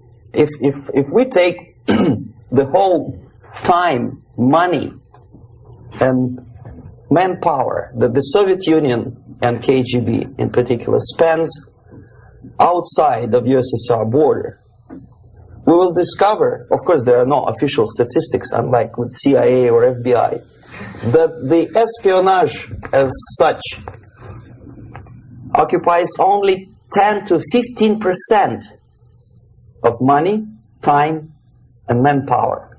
15% of the activity of KGB. The rest, 85%, is always subversion. And unlike a dictionary of English, Oxford Dictionary, subversion in Soviet terminology means always a destructive, aggressive activity aimed to destroy the country, nation, or geographical area of your enemy. So there's no romantics in there, absolutely. No blowing up bridges, no microfilms in Coca-Cola cans, nothing of that sort. No James Bond nonsense. It's, most of this activity is overt, legitimate, and easily observable if you give yourself time and trouble to observe it.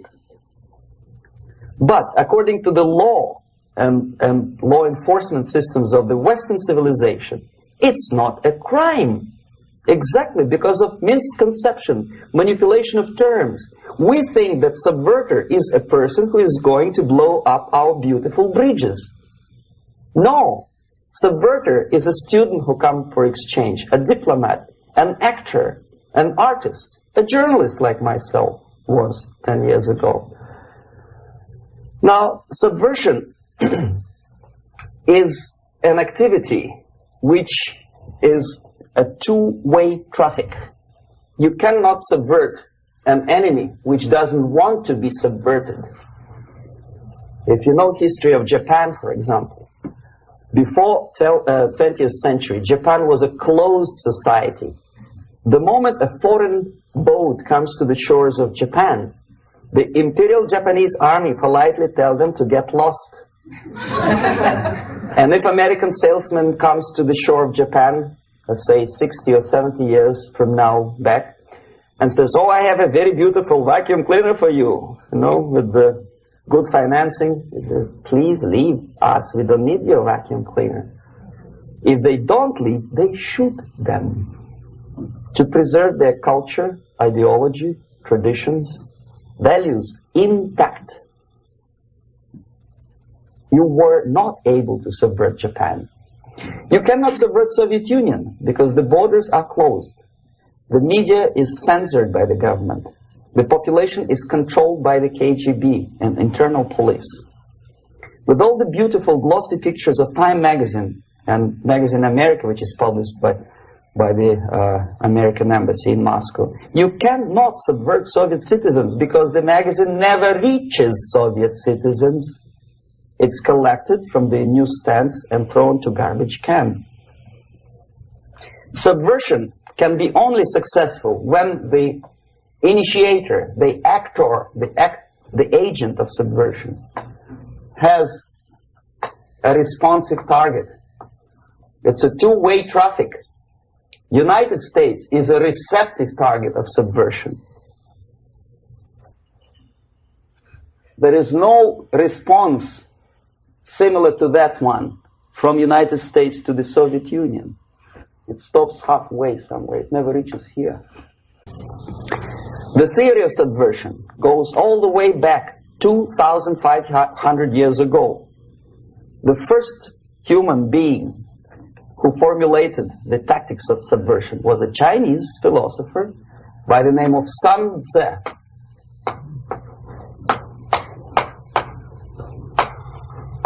2,500 years BC.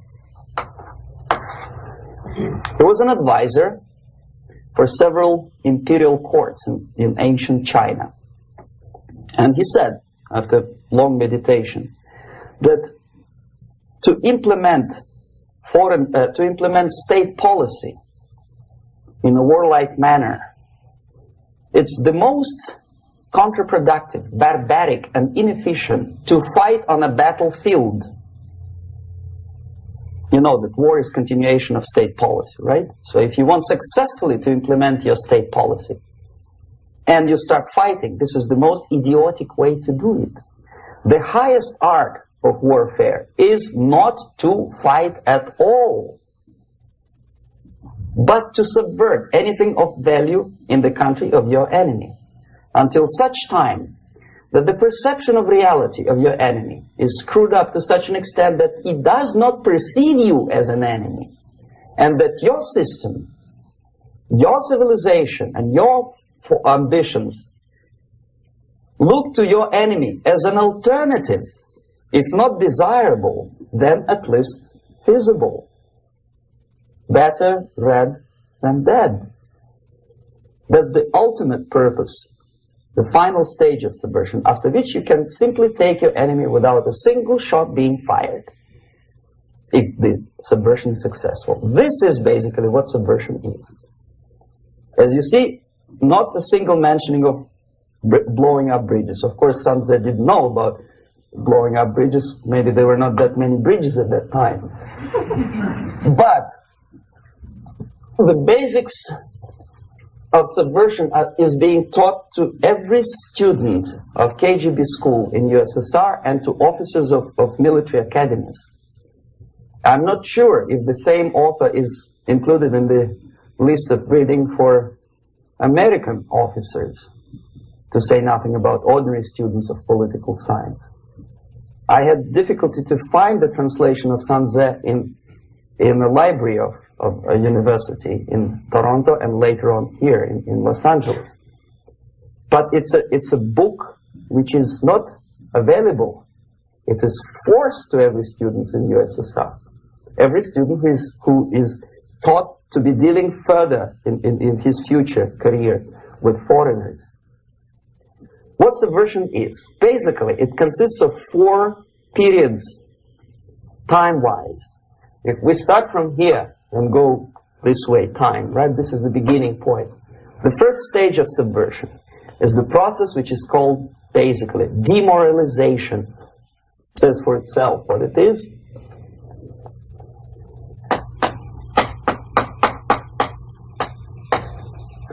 It takes from, say, 15 to 20 years to demoralize a society. Why 15 or 20 years? This is the time sufficient to educate one generation of students or children. One generation, one lifetime span of a person, a human being, which is dedicated to study, to shaping up the outlook, ideology, personality. No more, no less. Usually it takes from 15 to 20 years. What it includes? It includes influencing, or by various methods, infiltration, propaganda methods, direct contacts, doesn't really matter. I will describe them later. Of various areas where public opinion is formulated or shaped. Religion, educational system, social life, administration, law enforcement system, military, of course, and labor and employer relations, economy. Okay? 5 areas.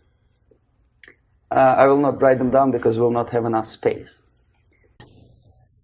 Sometimes when I describe all the methods, students ask me question, are you sure this is the result of the Soviet influence? Not necessarily. You see, the tactic of subversion, about which I'm talking, is similar to the martial art, the Japanese martial art. If some of you are familiar with that tactic, probably you will remember that if an enemy is bigger and heavier than yourself, it would be very painful to resist his direct strike. If a heavier person wants to strike me in the face, it would be very naive and counterproductive to stop his blow. The Chinese and Japanese judo art tells us what to do. First to avoid the strike, then to grab the fist and continue his movement in the direction where it was before, right? Until the enemy crashes in the wall. You see? So, what happens here? The target country obviously does something wrong. If it's a free democratic society, there are many different movements within the society. There are obviously, in every society, there are people who are against this society. They may be simple criminals, ideologically in disagreement with the state policy, conscientious enemies, simply psychotic personalities who are against anything. Right? And finally, there are a small group of agents of a foreign nation, bought, subverted, recruited. Right? The moment all these movements will be directed in one direction, right? This is the time to catch that movement and to continue it until the movement forces the whole society into collapse, into crisis, right? So that's exactly the martial art tactic. We don't stop an enemy. We let him go. We help him to go in the direction we want them to go. Okay? So, on the stage of demoralization, obviously there are tendencies in each society, in each country, which are going to opposite direction from the basic moral values and principles. To take advantage of these movements, to capitalize on them, is the main purpose of the originator of subversion. So we have religion, we have education, we have social life, we have power structure, we have labor relations, unions, and finally we have law and order. 1, 2, 3, 4, 5, 6. Okay? These are the areas of application of subversion. What it means exactly? In case of religion, destroy it, ridicule it, replace it with various sects, cults, which bring people's attention, faith, whether it is naive, primitive, doesn't really matter. As long as the basically accepted religious dogma is being slowly eroded and taken away from the supreme purpose of religion, to keep people in touch with the supreme being, that serves the purpose. Therefore, replace it, accepted, respected religious organizations with fake organizations. Distract people's attention from the real faith and attract them to various different faiths. Education. Distract them from learning something which is constructive, pragmatic, efficient. Instead of mathematics, physics, foreign languages, chemistry, teach them history of urban warfare, natural food, home economy, your sexuality, anything, as long as it takes you away. Okay? Social life. Replace traditionally established institutions and organizations with fake organizations. Take away the initiative from people. Take away the responsibility from naturally established links between individuals, group of individuals, and society at large, and replace them with artificially, bureaucratically controlled bodies. Instead of social life and friendship between neighbors, establish social workers institutions. People who are on payroll of whom? Society? No. Bureaucracy. The main concern of social workers is not your family, not you, not social relations between groups of people. The main concern is to get the paycheck from the government. What will be the result of their social work doesn't really matter. They can develop all kind of concepts to show to the government and to the people that they're useful. Okay. Away from the natural links. Power structure. Okay.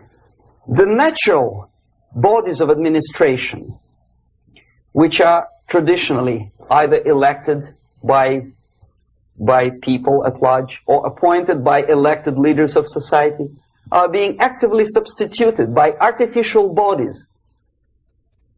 The bodies of people, groups of people, whom nobody elected, never As a matter of fact, most of the people don't like them at all, and yet they exist. One of such group is media. Who elected them? How come they have so much power? Almost monopolistic power on your mind. They can rape your mind. But who elected them? How come they have a nerve to decide what is good and what is bad for the elected by you, president, and his administration? Who the hell are they? Spiro Agnew, who was hated by the liberal left, called them a bunch of enfeebled snobs. And that's exactly what they are. They think they know. They don't. The level of mediocrity in a big establishment like New York Times, Los Angeles Times, major television network, you don't have to be excellent journalist. You have to be exactly a mediocre journalist. That's easier to survive. There's no competition anymore.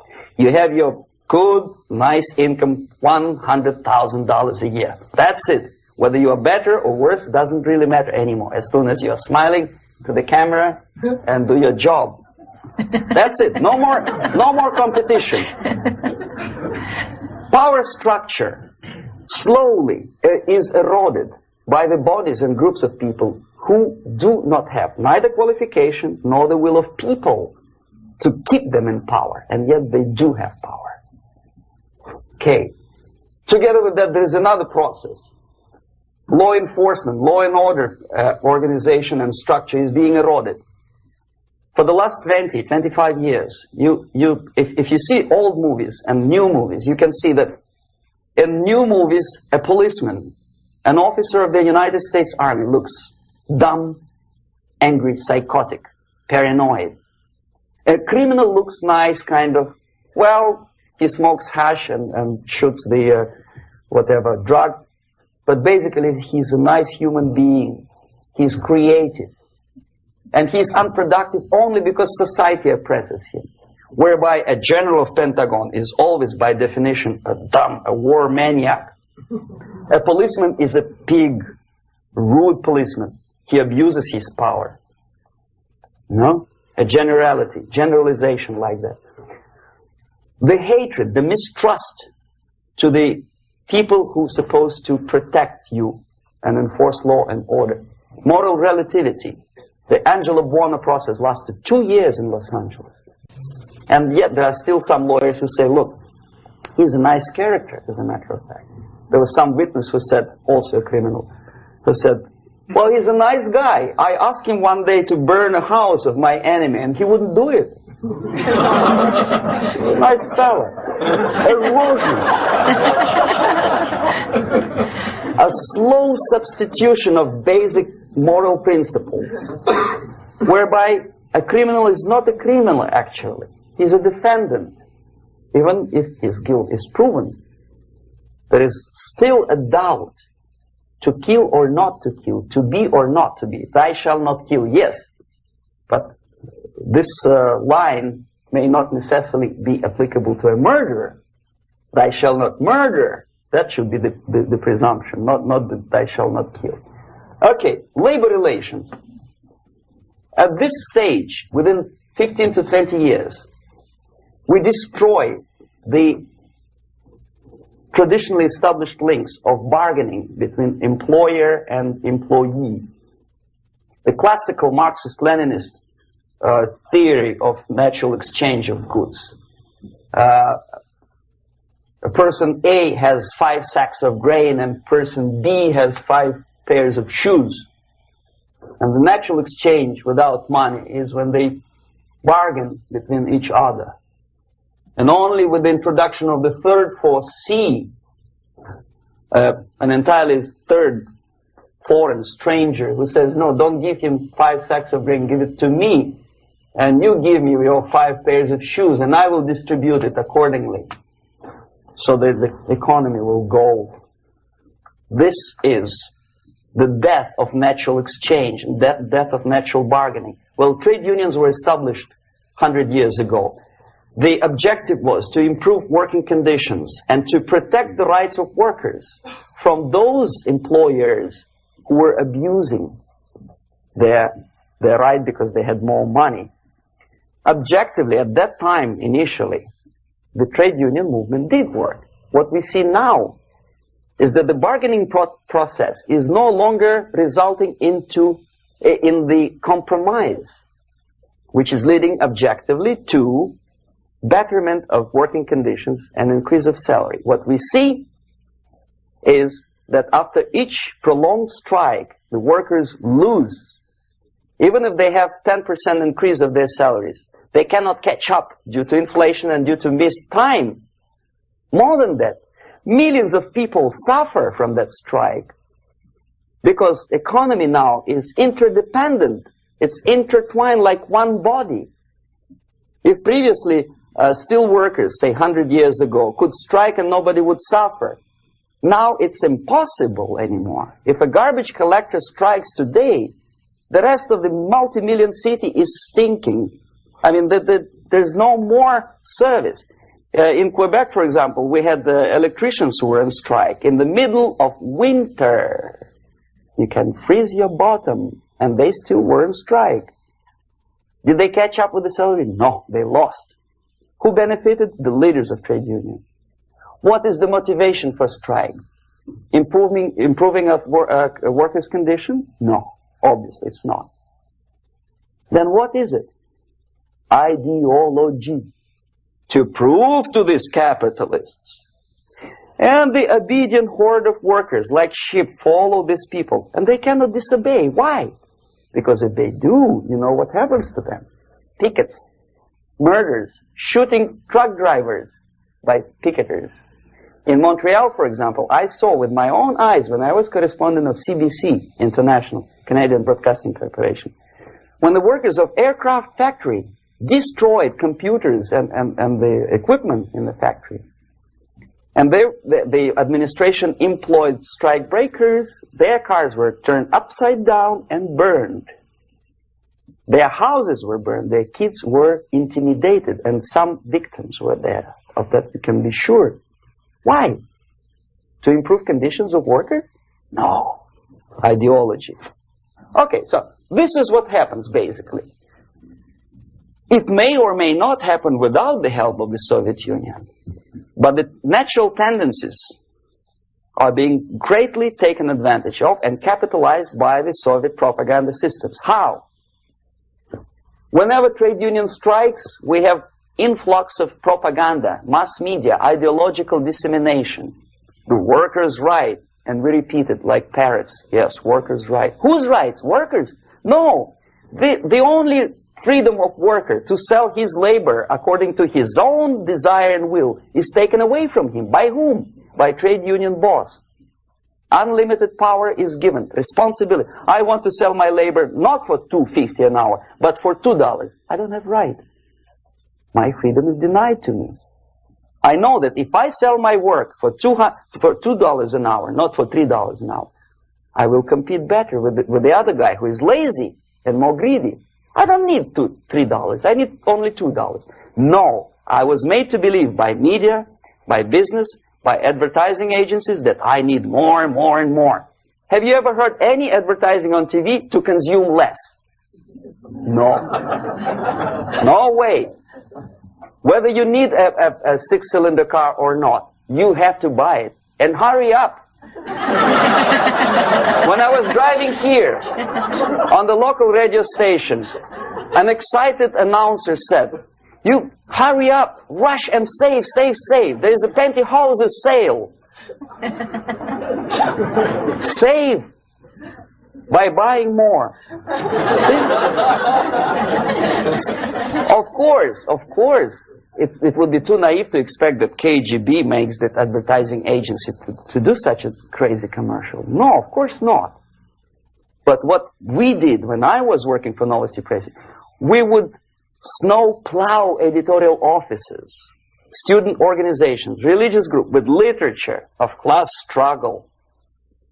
If not directly Marxism-Leninism propaganda, then a propaganda of a legitimate aspirations of working class, betterment of life, equality. Equality. Mind you. President Kennedy once said, we will make America to believe that people are born equal. Are people born equal? Is there any mentioning in the Bible or any other holy scripture in any religion, if you don't believe me, go to the library and check it. There is not a single word about equality, just the opposite. By your deeds, God will judge you. What you do is important, the merit of your personality. You cannot legislate equality. If you want to be equal, you have to be equal. You have to deserve it. And yet we build our society on the principle of equality. We say people are equal. We know it is false. It's a lie. Some people are tall and stupid. Others are short, bold, and clever.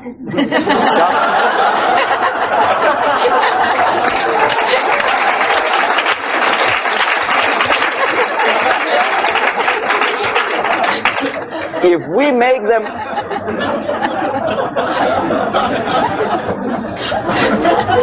make them equal by force, if we put the principle of equality in the basis of our socio-political structure, it's the same thing as building a house on sand. Sooner or later it will collapse, and that's exactly what happens. And we, as Soviet propaganda makers, are trying to push you in the direction which you go yourself. Equality, yes, equality. People are equal. Land of equal opportunities. Is it true or not? Think about it. Equal opportunities. Should there be equal opportunities? For me and for a lazy bastard who come here from some other country and immediately registers as a welfare recipient benefits? I never received a single no, sorry, I did receive once. But I never applied for welfare. For the 13 years, I took any job. Security guard, journalist, taxi driver, anything. Well, I was restless, but some people don't like it. They immediately. So why should we have equal opportunities? Why? The equal opportunity to excel.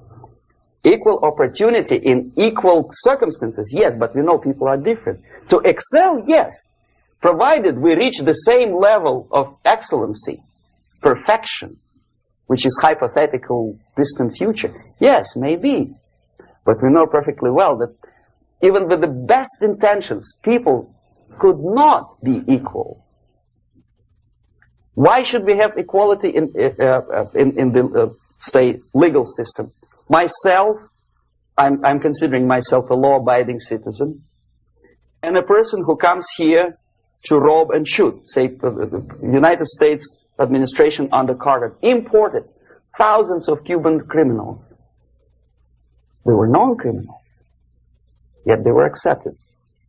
Do you think it's fair if myself and my wife from Philippines, who work like a, horse as a lab technician in the hospital, should have the same rights as a criminal from Cuba? Why?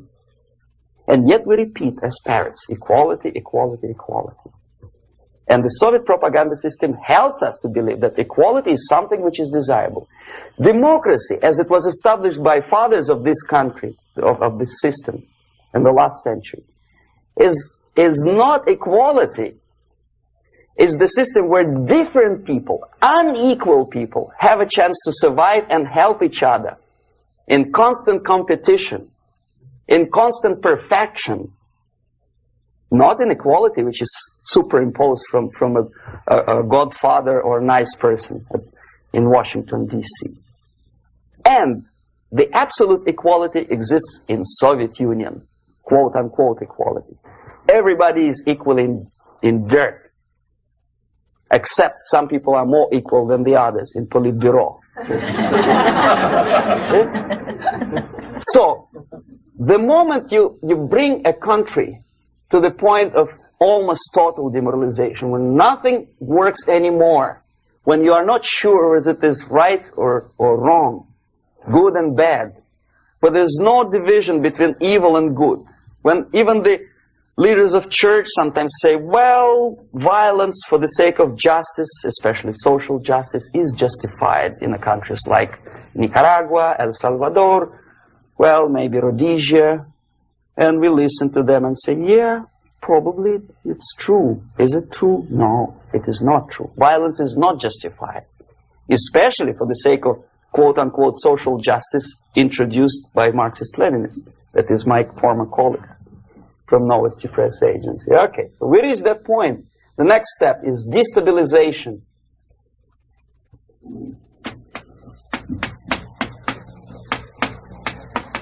Again, this word says for itself what it is. To destabilize all the relations, all the accepted institutions and organizations in a country of your enemy.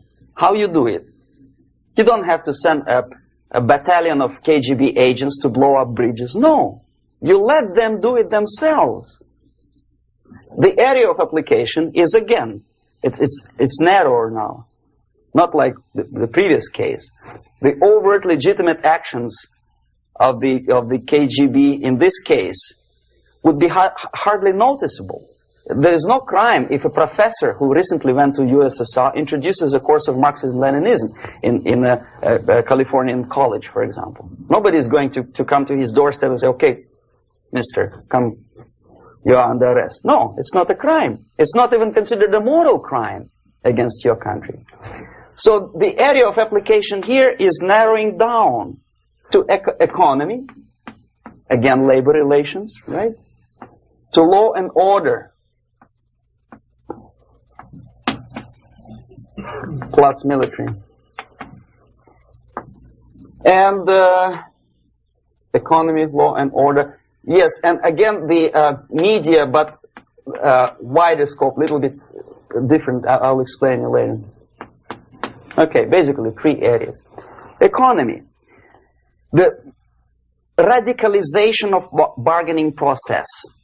If on that stage we still could achieve, theoretically, some positive compromise between the negotiating sides with say, arbitrary, introduction of arbitrary judges, a third side, objectively judging the demands of both sides. Here it's radicalization. On the stage of destabilization, we cannot come to compromise even within a family. The husband and wife couldn't figure out which is better. Husband wants his kids to eat at the table, and wife wants a child to roam around the room and drop food all over the floor. They cannot come to compromise unless they start a fight. It's impossible to reach a compromise, constructive compromise, between neighbors. Some people say, I don't like you to watering your lawn at that time because exactly at that time I'm walking my dog and he's getting nervous. He cannot pass his bowels, you know. So they cannot compromise. They go to a civil court or something like that. Radicalization of human relations. No more compromise. Fight, fight, fight. The normal, traditionally accepted relations are destabilized. The relations between teachers and students in schools and colleges. Fight. The relations in economical sphere between laborers and employers are further radicalized. No more acceptance of the legitimacy of demands of workers. Unlike Japanese, with the theory Z, if you ever heard about it, where the workers are involved in the decision-making process, therefore they don't have moral incentive to fight their bosses. In the United States, it's just the opposite. The harder is the fight, the better. The more heroic they look. When the Greyhound network was on strike recently, the correspondents of local TV networks all over the United States were approaching these strikers, and they say, oh yes, we are doing something nice. They look like heroes and they were proud. There was some family, the husband was a bus driver. Now they decided in a protest against the bosses to camp somewhere in the forest. And they were presented to the audience as a heroic, nice people. You see? the violent clashes between passengers, picketers, and the strikers are presented as something normal. 10, 15, 20 years ago, we would be angry, say, why so much hatred? Today we are not. We say, well, commonplace. Radicalization, militarization sometimes. As I explained on that stage, I took a step a little bit further. Shooting people. Okay, law and order now also is pushed into the area where previously people settled their differences peacefully and legitimately. Now we are getting with this court cases in the smallest irrelevant cases. We cannot solve our problems anymore. The society at large becomes more and more antagonistic between individuals, between groups of individuals, and the society at large. The media puts himself in the opposition to the society in general, at large. Separate, alienated. Okay? On that stage, you remember I was talking a couple of hours ago about the sleepers. That's when the students from, say, United States, if they are trained in Lumumba University, or developing nations, that's the students I was dealing with, are being sent back from the Soviet Union here. Or if they were already in the United States, in the country which is the object of subversion, they spring to action. The sleepers go up. They slept for 15 to 20 years. Now they become leaders of groups, preachers, I don't know, public figures. Prominently they actively include themselves in a political process. All of a sudden we see a homosexual. 15 years ago he did his dirty job and nobody cared. Now he makes it a political issue. He demands recognition, respect, human rights, and he rallies a large group of people. And there are violent clashes between him and police, his group and ordinary people, no matter what. It's black against white, yellows against green, doesn't matter where the division line goes. As long as this group come into antagonistic clash, sometimes militantly, sometimes with firearms, that is destabilization process. The sleepers, many of whom are simply KGB agents, become leaders of the process of destabilization. Doesn't mean that Comrade Andropov sends Comrade Ivanov to the United States. The person who takes care is already here. He is a respected citizen of the United States. Sometimes he gets money from various foundations for his legitimate struggle for, I don't know, human rights, women's rights, kid lib, prison lib, whatever. There are sympathetic Americans who donate their money to him. This stabilization process usually leads directly to the process of crisis. In case of developing nations, that's the area where I was active. The process starts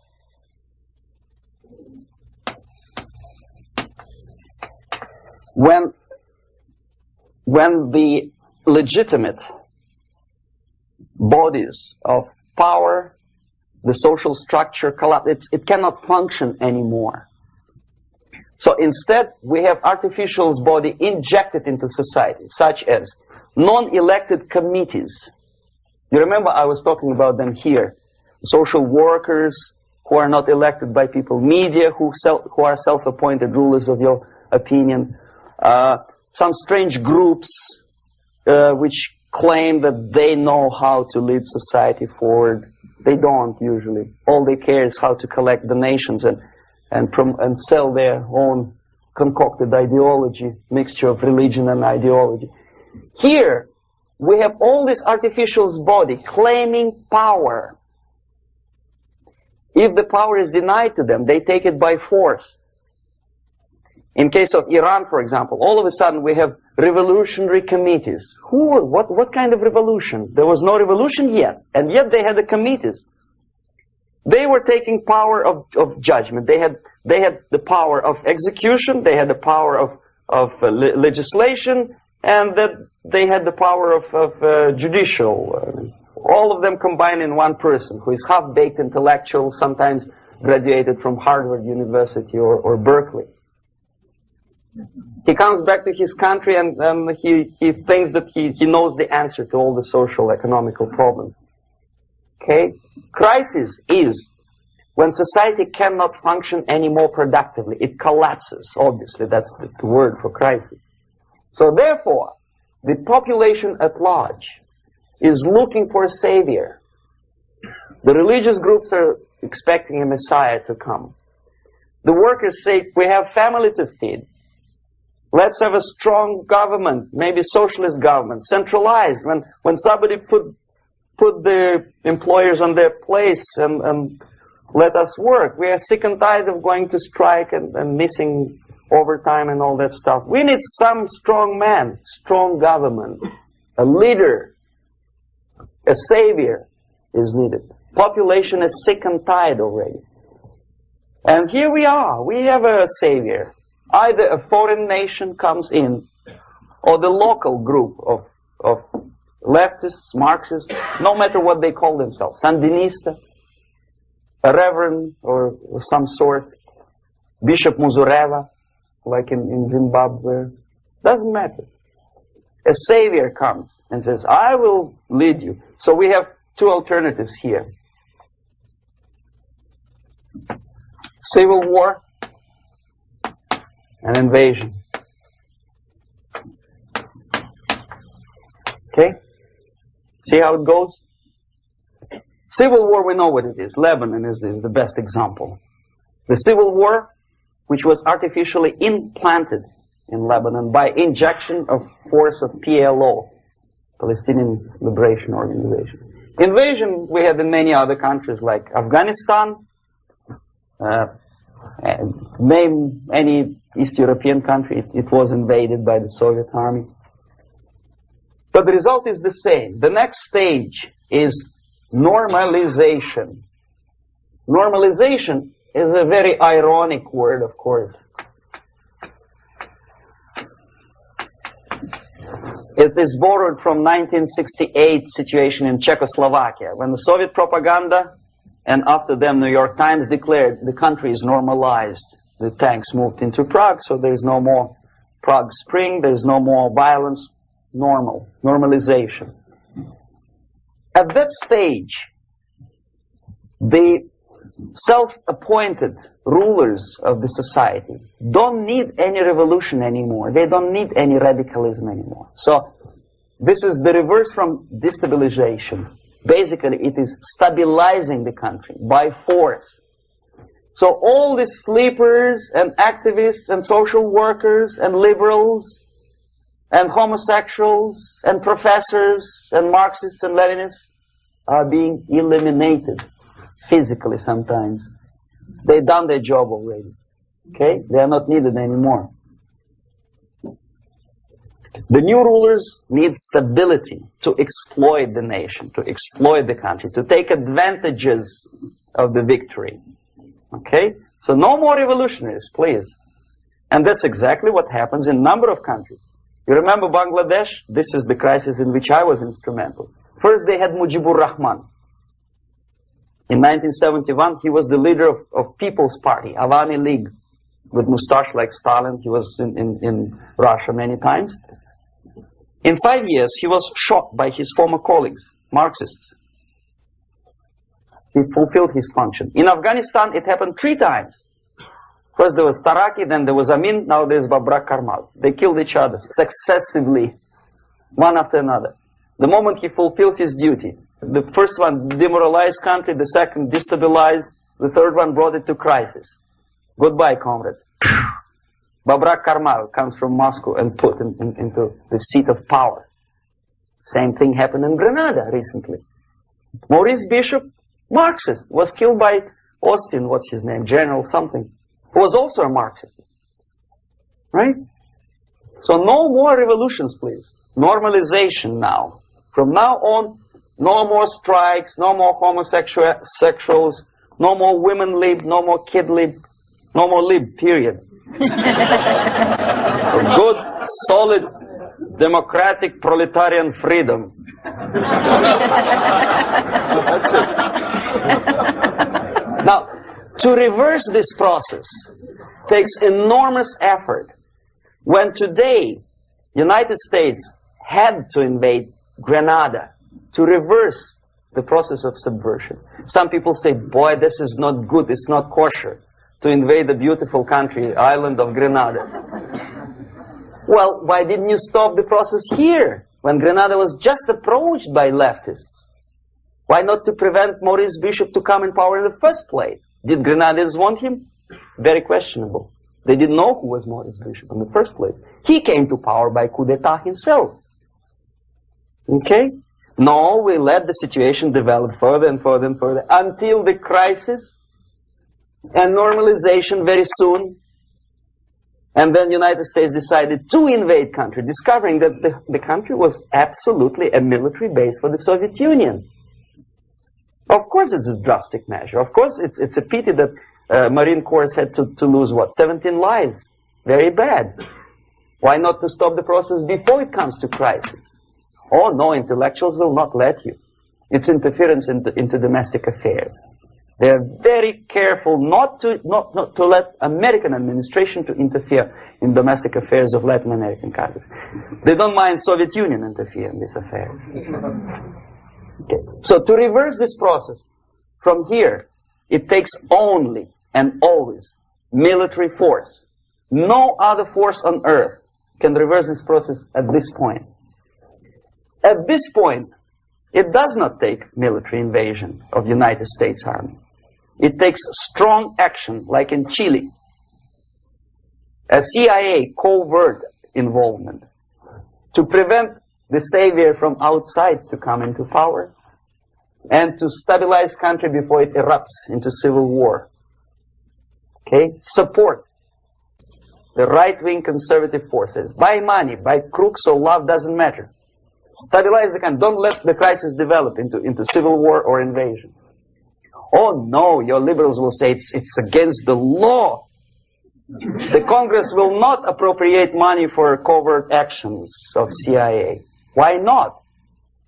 Should we wait till the normalization come and Soviet tanks land in Los Angeles airport?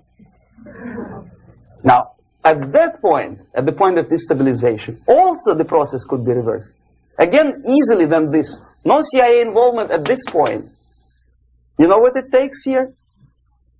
Restriction of some liberties for small groups which are self-declared enemies of the society.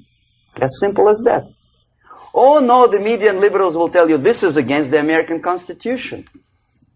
How can we, by force, deny the civil rights to criminals, for example? It's not good. Okay? So we allow them to. Okay, if you allow the criminals to have civil rights, go on and bring the country to the crisis. This is a bloodless way to do. Curb the rights. I mean, not to put them in prison. No, I'm not talking about putting all the gays from San Francisco in the concentration camp. Do not allow them to take political force.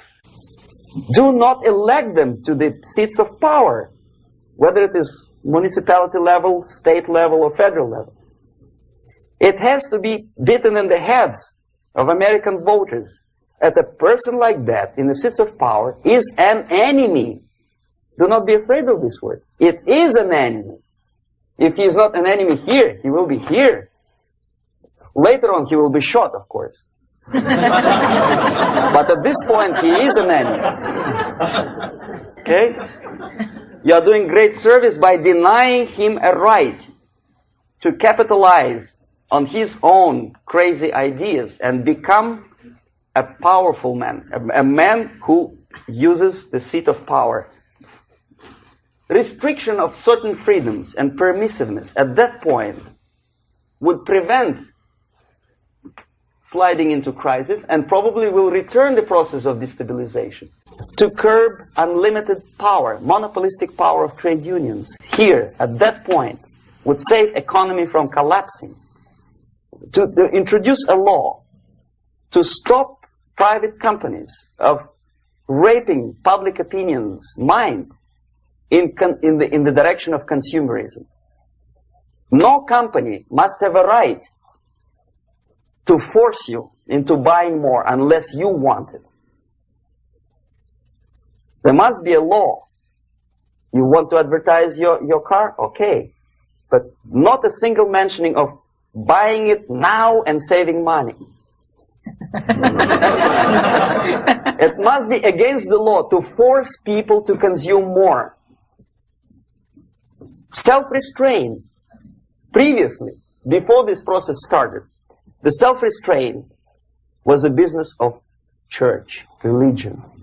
Because our preachers, the fathers of church, would tell us, material values are good, but it's not the prime function of human being. Because you have to live with something. Obviously, the design for our life is not to consume more deodorants. There must be something greater.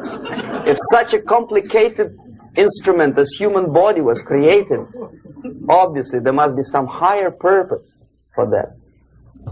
And it's very easy to avoid destabilization by denying the greedy companies one little freedom, one little liberty, forcing you into turning yourself into processors of unwanted products and goods.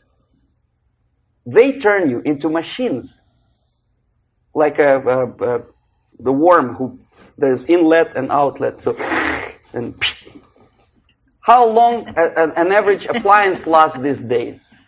Less than a year. Why? Where's workmanship? Oh, we want you to buy more. Okay. This stabilization process could be easily overcome if, as I say, the society, by its own will or after persuasion by the leaders, will come to the idea of self-restraint. It's so hard, we want to consume more, but you have to. Unless you will come to this stage, when, as we say in Russia, if Sahara Desert ever becomes a communist state, there will be shortage of sand. So you have to curb your... You have to curb your expectations at this point before it's too late. But no, we don't want to do it. Demoralization process. Again, it's the easiest thing to reverse. First of all, by restricting import of propaganda. The easiest thing to do. Unlimited, unrestrained import of Soviet literature, Soviet journalists, giving Soviet propaganda and ideological agitators equal time on American TV network. It has to be stopped. And it's easier. They won't be offended, mind you. As a matter of fact, they will respect America more. But when my former colleague Vladimir Posner appears on Nightline and Ted Koppel asks him, well, Vladimir, what do you think about this? And what can he think? He is an instrument of propaganda. He thinks what Comrade Andropov tells him to think. He's just a nice, articulate mouthpiece of the Soviet subversion system. And Ted Koppel makes you believe that my friend Vladimir Posner thinks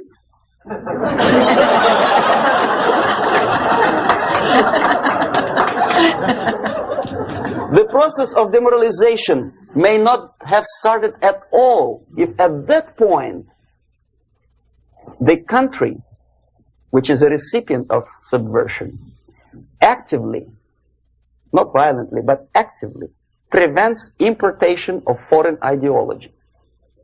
I don't want America to follow the pattern of ancient Japan. You don't have to shoot every foreigner when it approaches the sacred borders of the United States. But when he offers you a junk in the disguise of very shiny something, you have to tell him, no, we have our own junk.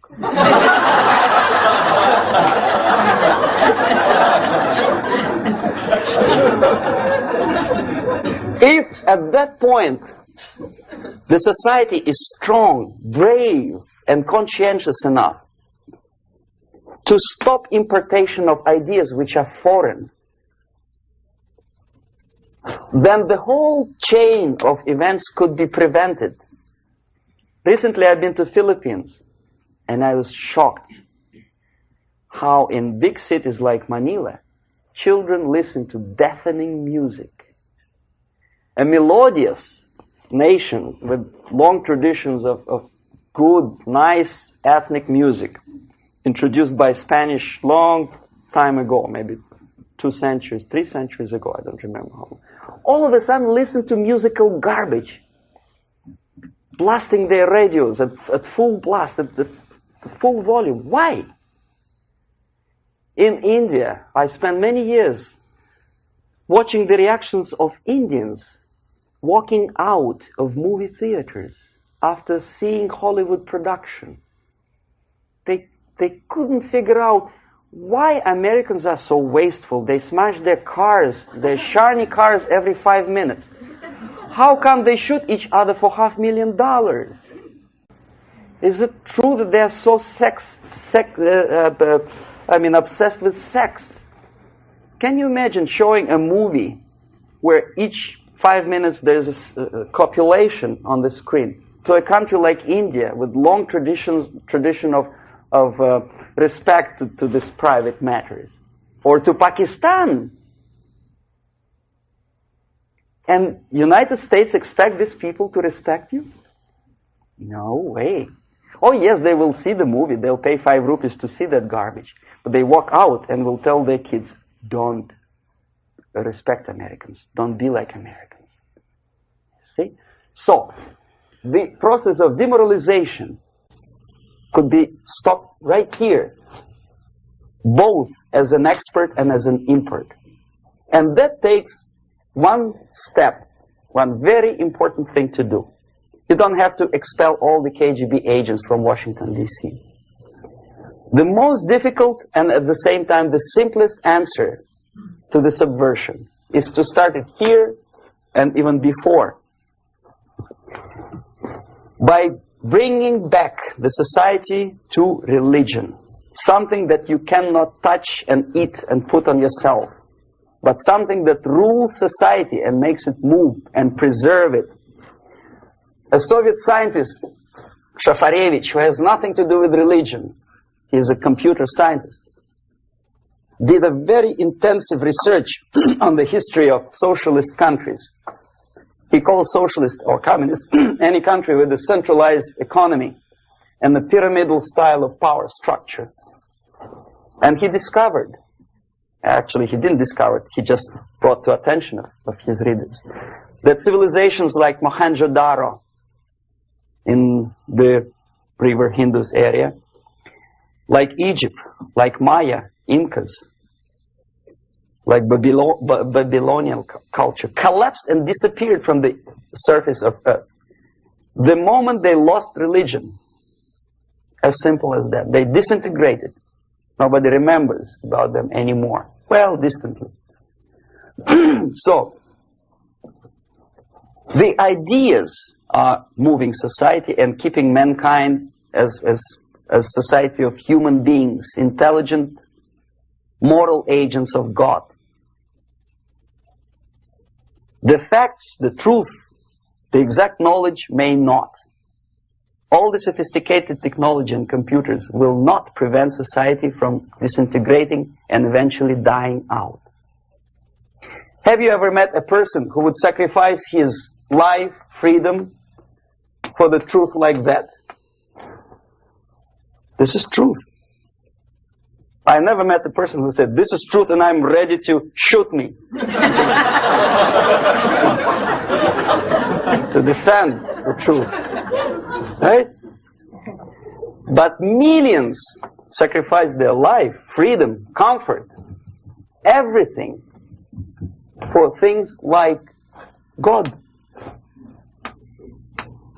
Like Jesus Christ. It's an honor. Some martyrs in the Soviet concentration camp died. And they died in peace. Unlike those who shouted, long live Stalin, knowing perfectly well that he may not live long. Something which is not material, moves society and helps it to survive.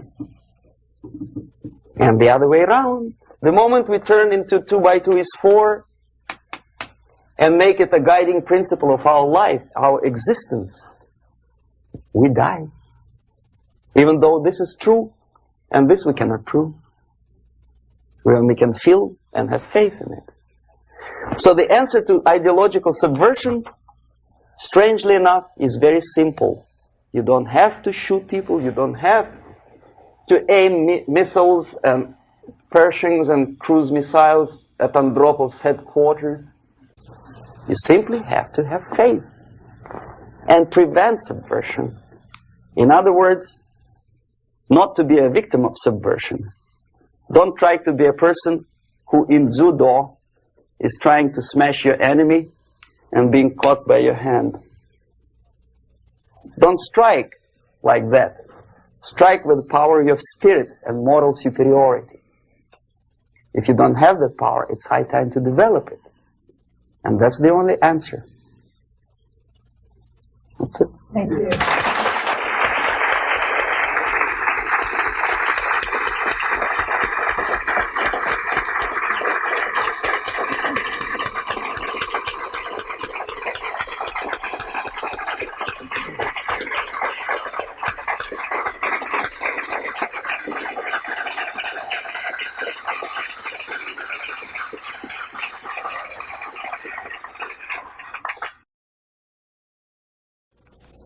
Can you describe how a concept is formulated, turned into propaganda, and then ends up on someone's bumper sticker or in a newspaper? What's the step-by-step process? The other thing is, how close is the Politburo to the actual propaganda creating process?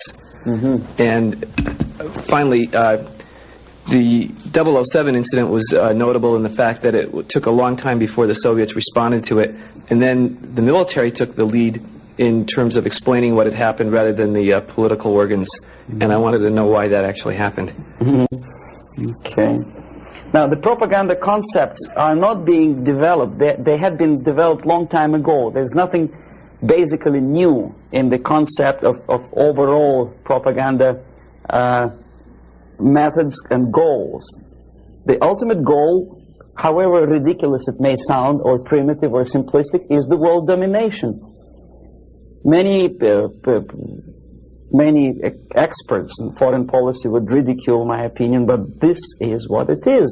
I saw it with my own eyes. I was a part of that.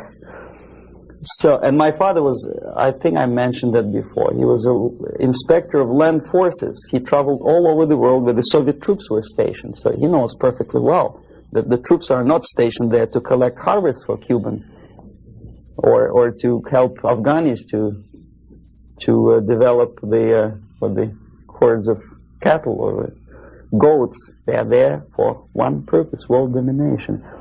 The concepts, the immediate issues or problems are created, of course, for propaganda purposes, and they end up as a bumper stickers, probably not long. It takes really short period of time. Unlike some other things in the Soviet system, propaganda is one of the things that they don't save money on.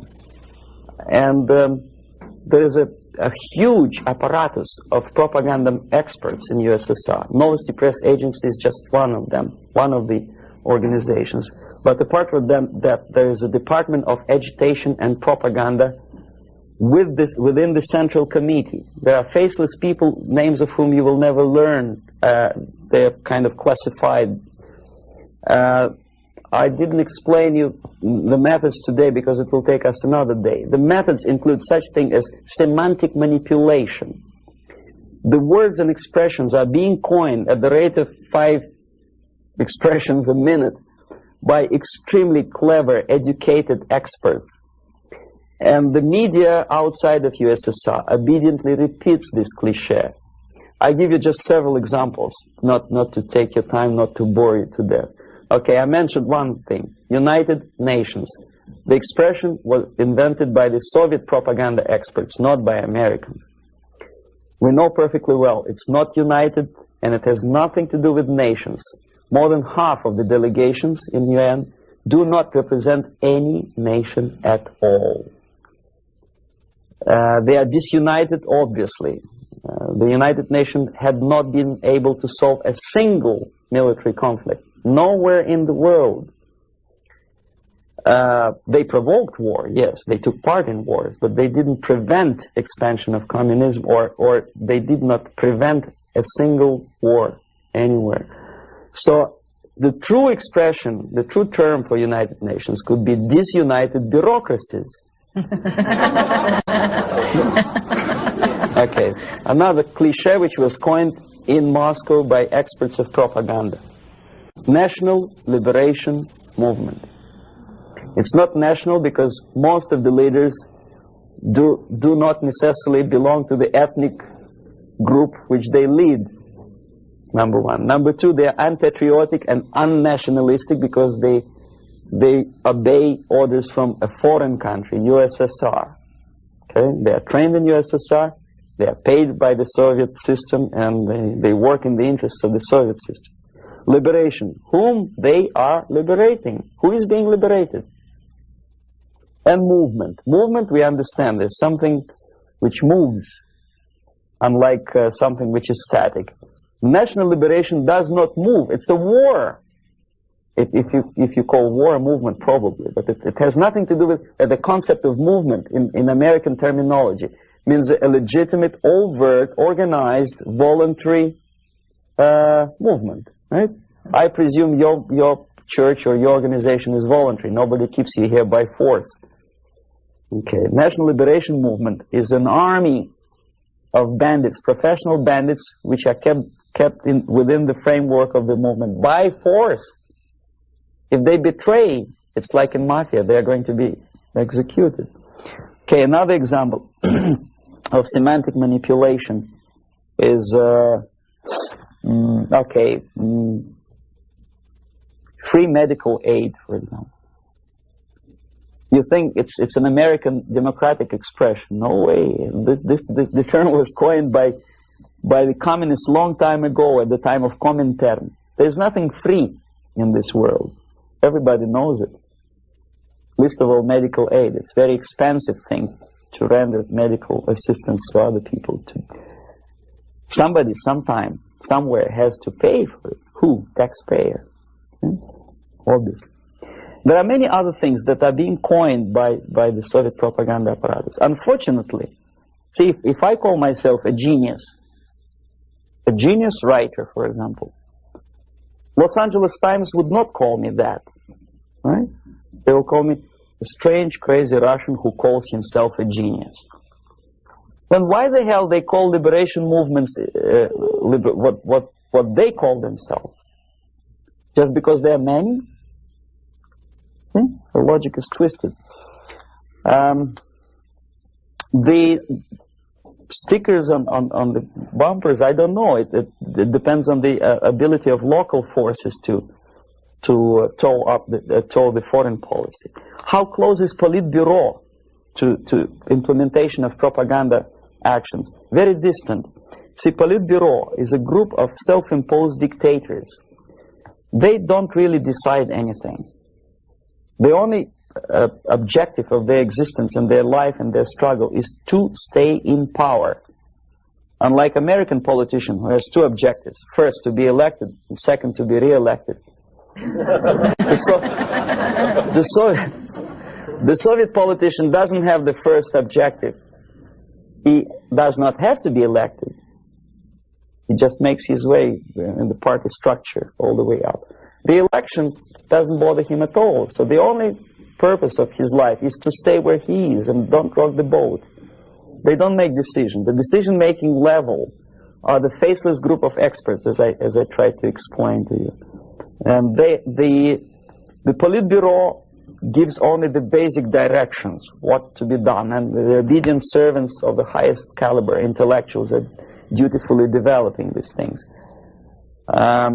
Some independently thinking progressive academics in the United States think that come socialism they will be able to preserve their integrity and independence. It's wishful thinking. They will become obedient servants of the system that they are trying to force upon you. The Korean airliner incident, from my viewpoint, is not an incident at all. I believe it's a carefully planned and premeditated provocation. I'm not sure whether they did it. They killed 268 people just to get rid of Larry McDonald, but it's feasible. I wouldn't be surprised if they killed more than 60 millions of their own men just to implement rotten ideas of Marx and Engels. You know, what would 268 people matter? Second, it is not a military blunder, and the order was not given by military. Never a single military officer of the highest caliber will take responsibility to shoot a civilian airliner. My father was an officer of general staff of the Soviet Army. I know perfectly well what I'm talking about. No officer would take responsibility. He'll be shot tomorrow. Are you kidding? The order was given by a civilian, by party apparatchik of the highest caliber, and I wouldn't be surprised it was Andropov. In any case, Andropov knew perfectly well what went on. The Soviet power structure resembles a triangle. Unlike a love triangle in real life drama, it's a hate triangle. The seats of power are party, Communist Party, the elite, of course, not the rank and file party, but the top of the pyramid. The KGB and the military, they hate each other, and each of them hate the other two. The most powerful is the party. This is the real power. The army and the KGB supposedly are servants of the party and the tools, the instruments of their power. But in fact, sometimes they are the power themselves. Andropov belongs to the most hated triangle, the KGB. My father hated KGB because he was military. Both of them, KGB and military, hate the party. Why? Because unlike in the United States, the party is the most adventuristic people. They want to invade countries. They give the orders for all kinds of adventures outside of USSR borders. They know perfectly well that comes war, they will go to bunkers and eat caviar and enjoy life, whereby military will burn in flames of nuclear war. Marshal Grechko was against invasion into Czechoslovakia because he knew that he will have to demoralize his army. And the first two divisions, after facing the reality and seeing that Czechoslovakia is not being invaded by Americans, will get corrupted. So you have to replace them with other two divisions. And if you stay long enough, you will corrupt the whole Soviet army. He said, no, don't invade Czechoslovakia. But Comrade Brezhnev said, who the hell they are? They think they deserve more sausages and butter. So show them tanks. So he did, he obeyed. The KGB and the army sometimes are in cahoots against the party. The recent rumor that Andropov was shot by son of Brezhnev is an indication that the other two corners of the power structure were really sick and tired of the Andropov's KGB purges. You know, there were purges. Many people lost their jobs, and some were arrested, and some committed suicide in the span of some 10 months since Andropov was sentenced to power. So that gives you an idea of the Korean airliner incident is premeditated provocation to create international tension, because the only power on earth which is interested in provoking conflicts and preserving tension is the Soviet junta. That's the only justification of them being in power. If there is no enemy outside, they have to create him. If there is no war, they have to provoke it, to scare the hell out of taxpayers inside, and to keep themselves in power. There are so many theories. One of them is expressed by, I wouldn't say a friend of mine, but I know him. There's another defector, Nikolai Khokhlov, who defected long time before I even joined KGB. He was also a KGB in Western Europe. Now he teaches psychology in one of California universities. He thinks that the Soviet Union developed an ESP, would you believe it, system of influencing the perception and minds of people, and the generators of ESP willpower can be focused on individuals and groups of individuals so efficiently that you can literally focus that beam or whatever it is on a pilot or two pilots or three pilots and convince them that actually they are flying on the safe territory, so there is no need, you can convince them that there is no need to contact the ground-based station, and you can artificially draw the plane by brainwave into the Soviet airspace. Whether it is true or not, I don't know. But I know one thing, that when I was a student and I graduated from Oriental Studies Institute, one of my friends, he was an extremely intelligent Jewish boy. He graduated from the mathematical department of Moscow State University.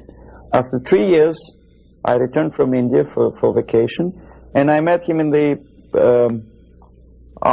during the reception at the Academy of Science, and I said, "What are you doing here?" He said, "I'm working in the secret research bureau." You know, the secret, which means basically defense industry, they don't have addresses, they have post box numbers. And I say, "It's not, is it that much secret that you cannot tell me what you research?" He said, "You wouldn't believe me, brain waves." And I never saw him again. ESP, which officially in the Soviet media is described as a pseudoscience and decadent capitalist gimmick to sidetrack the minds of proletariat from the real issues of class struggle. But obviously KGB takes seriously that pseudoscience.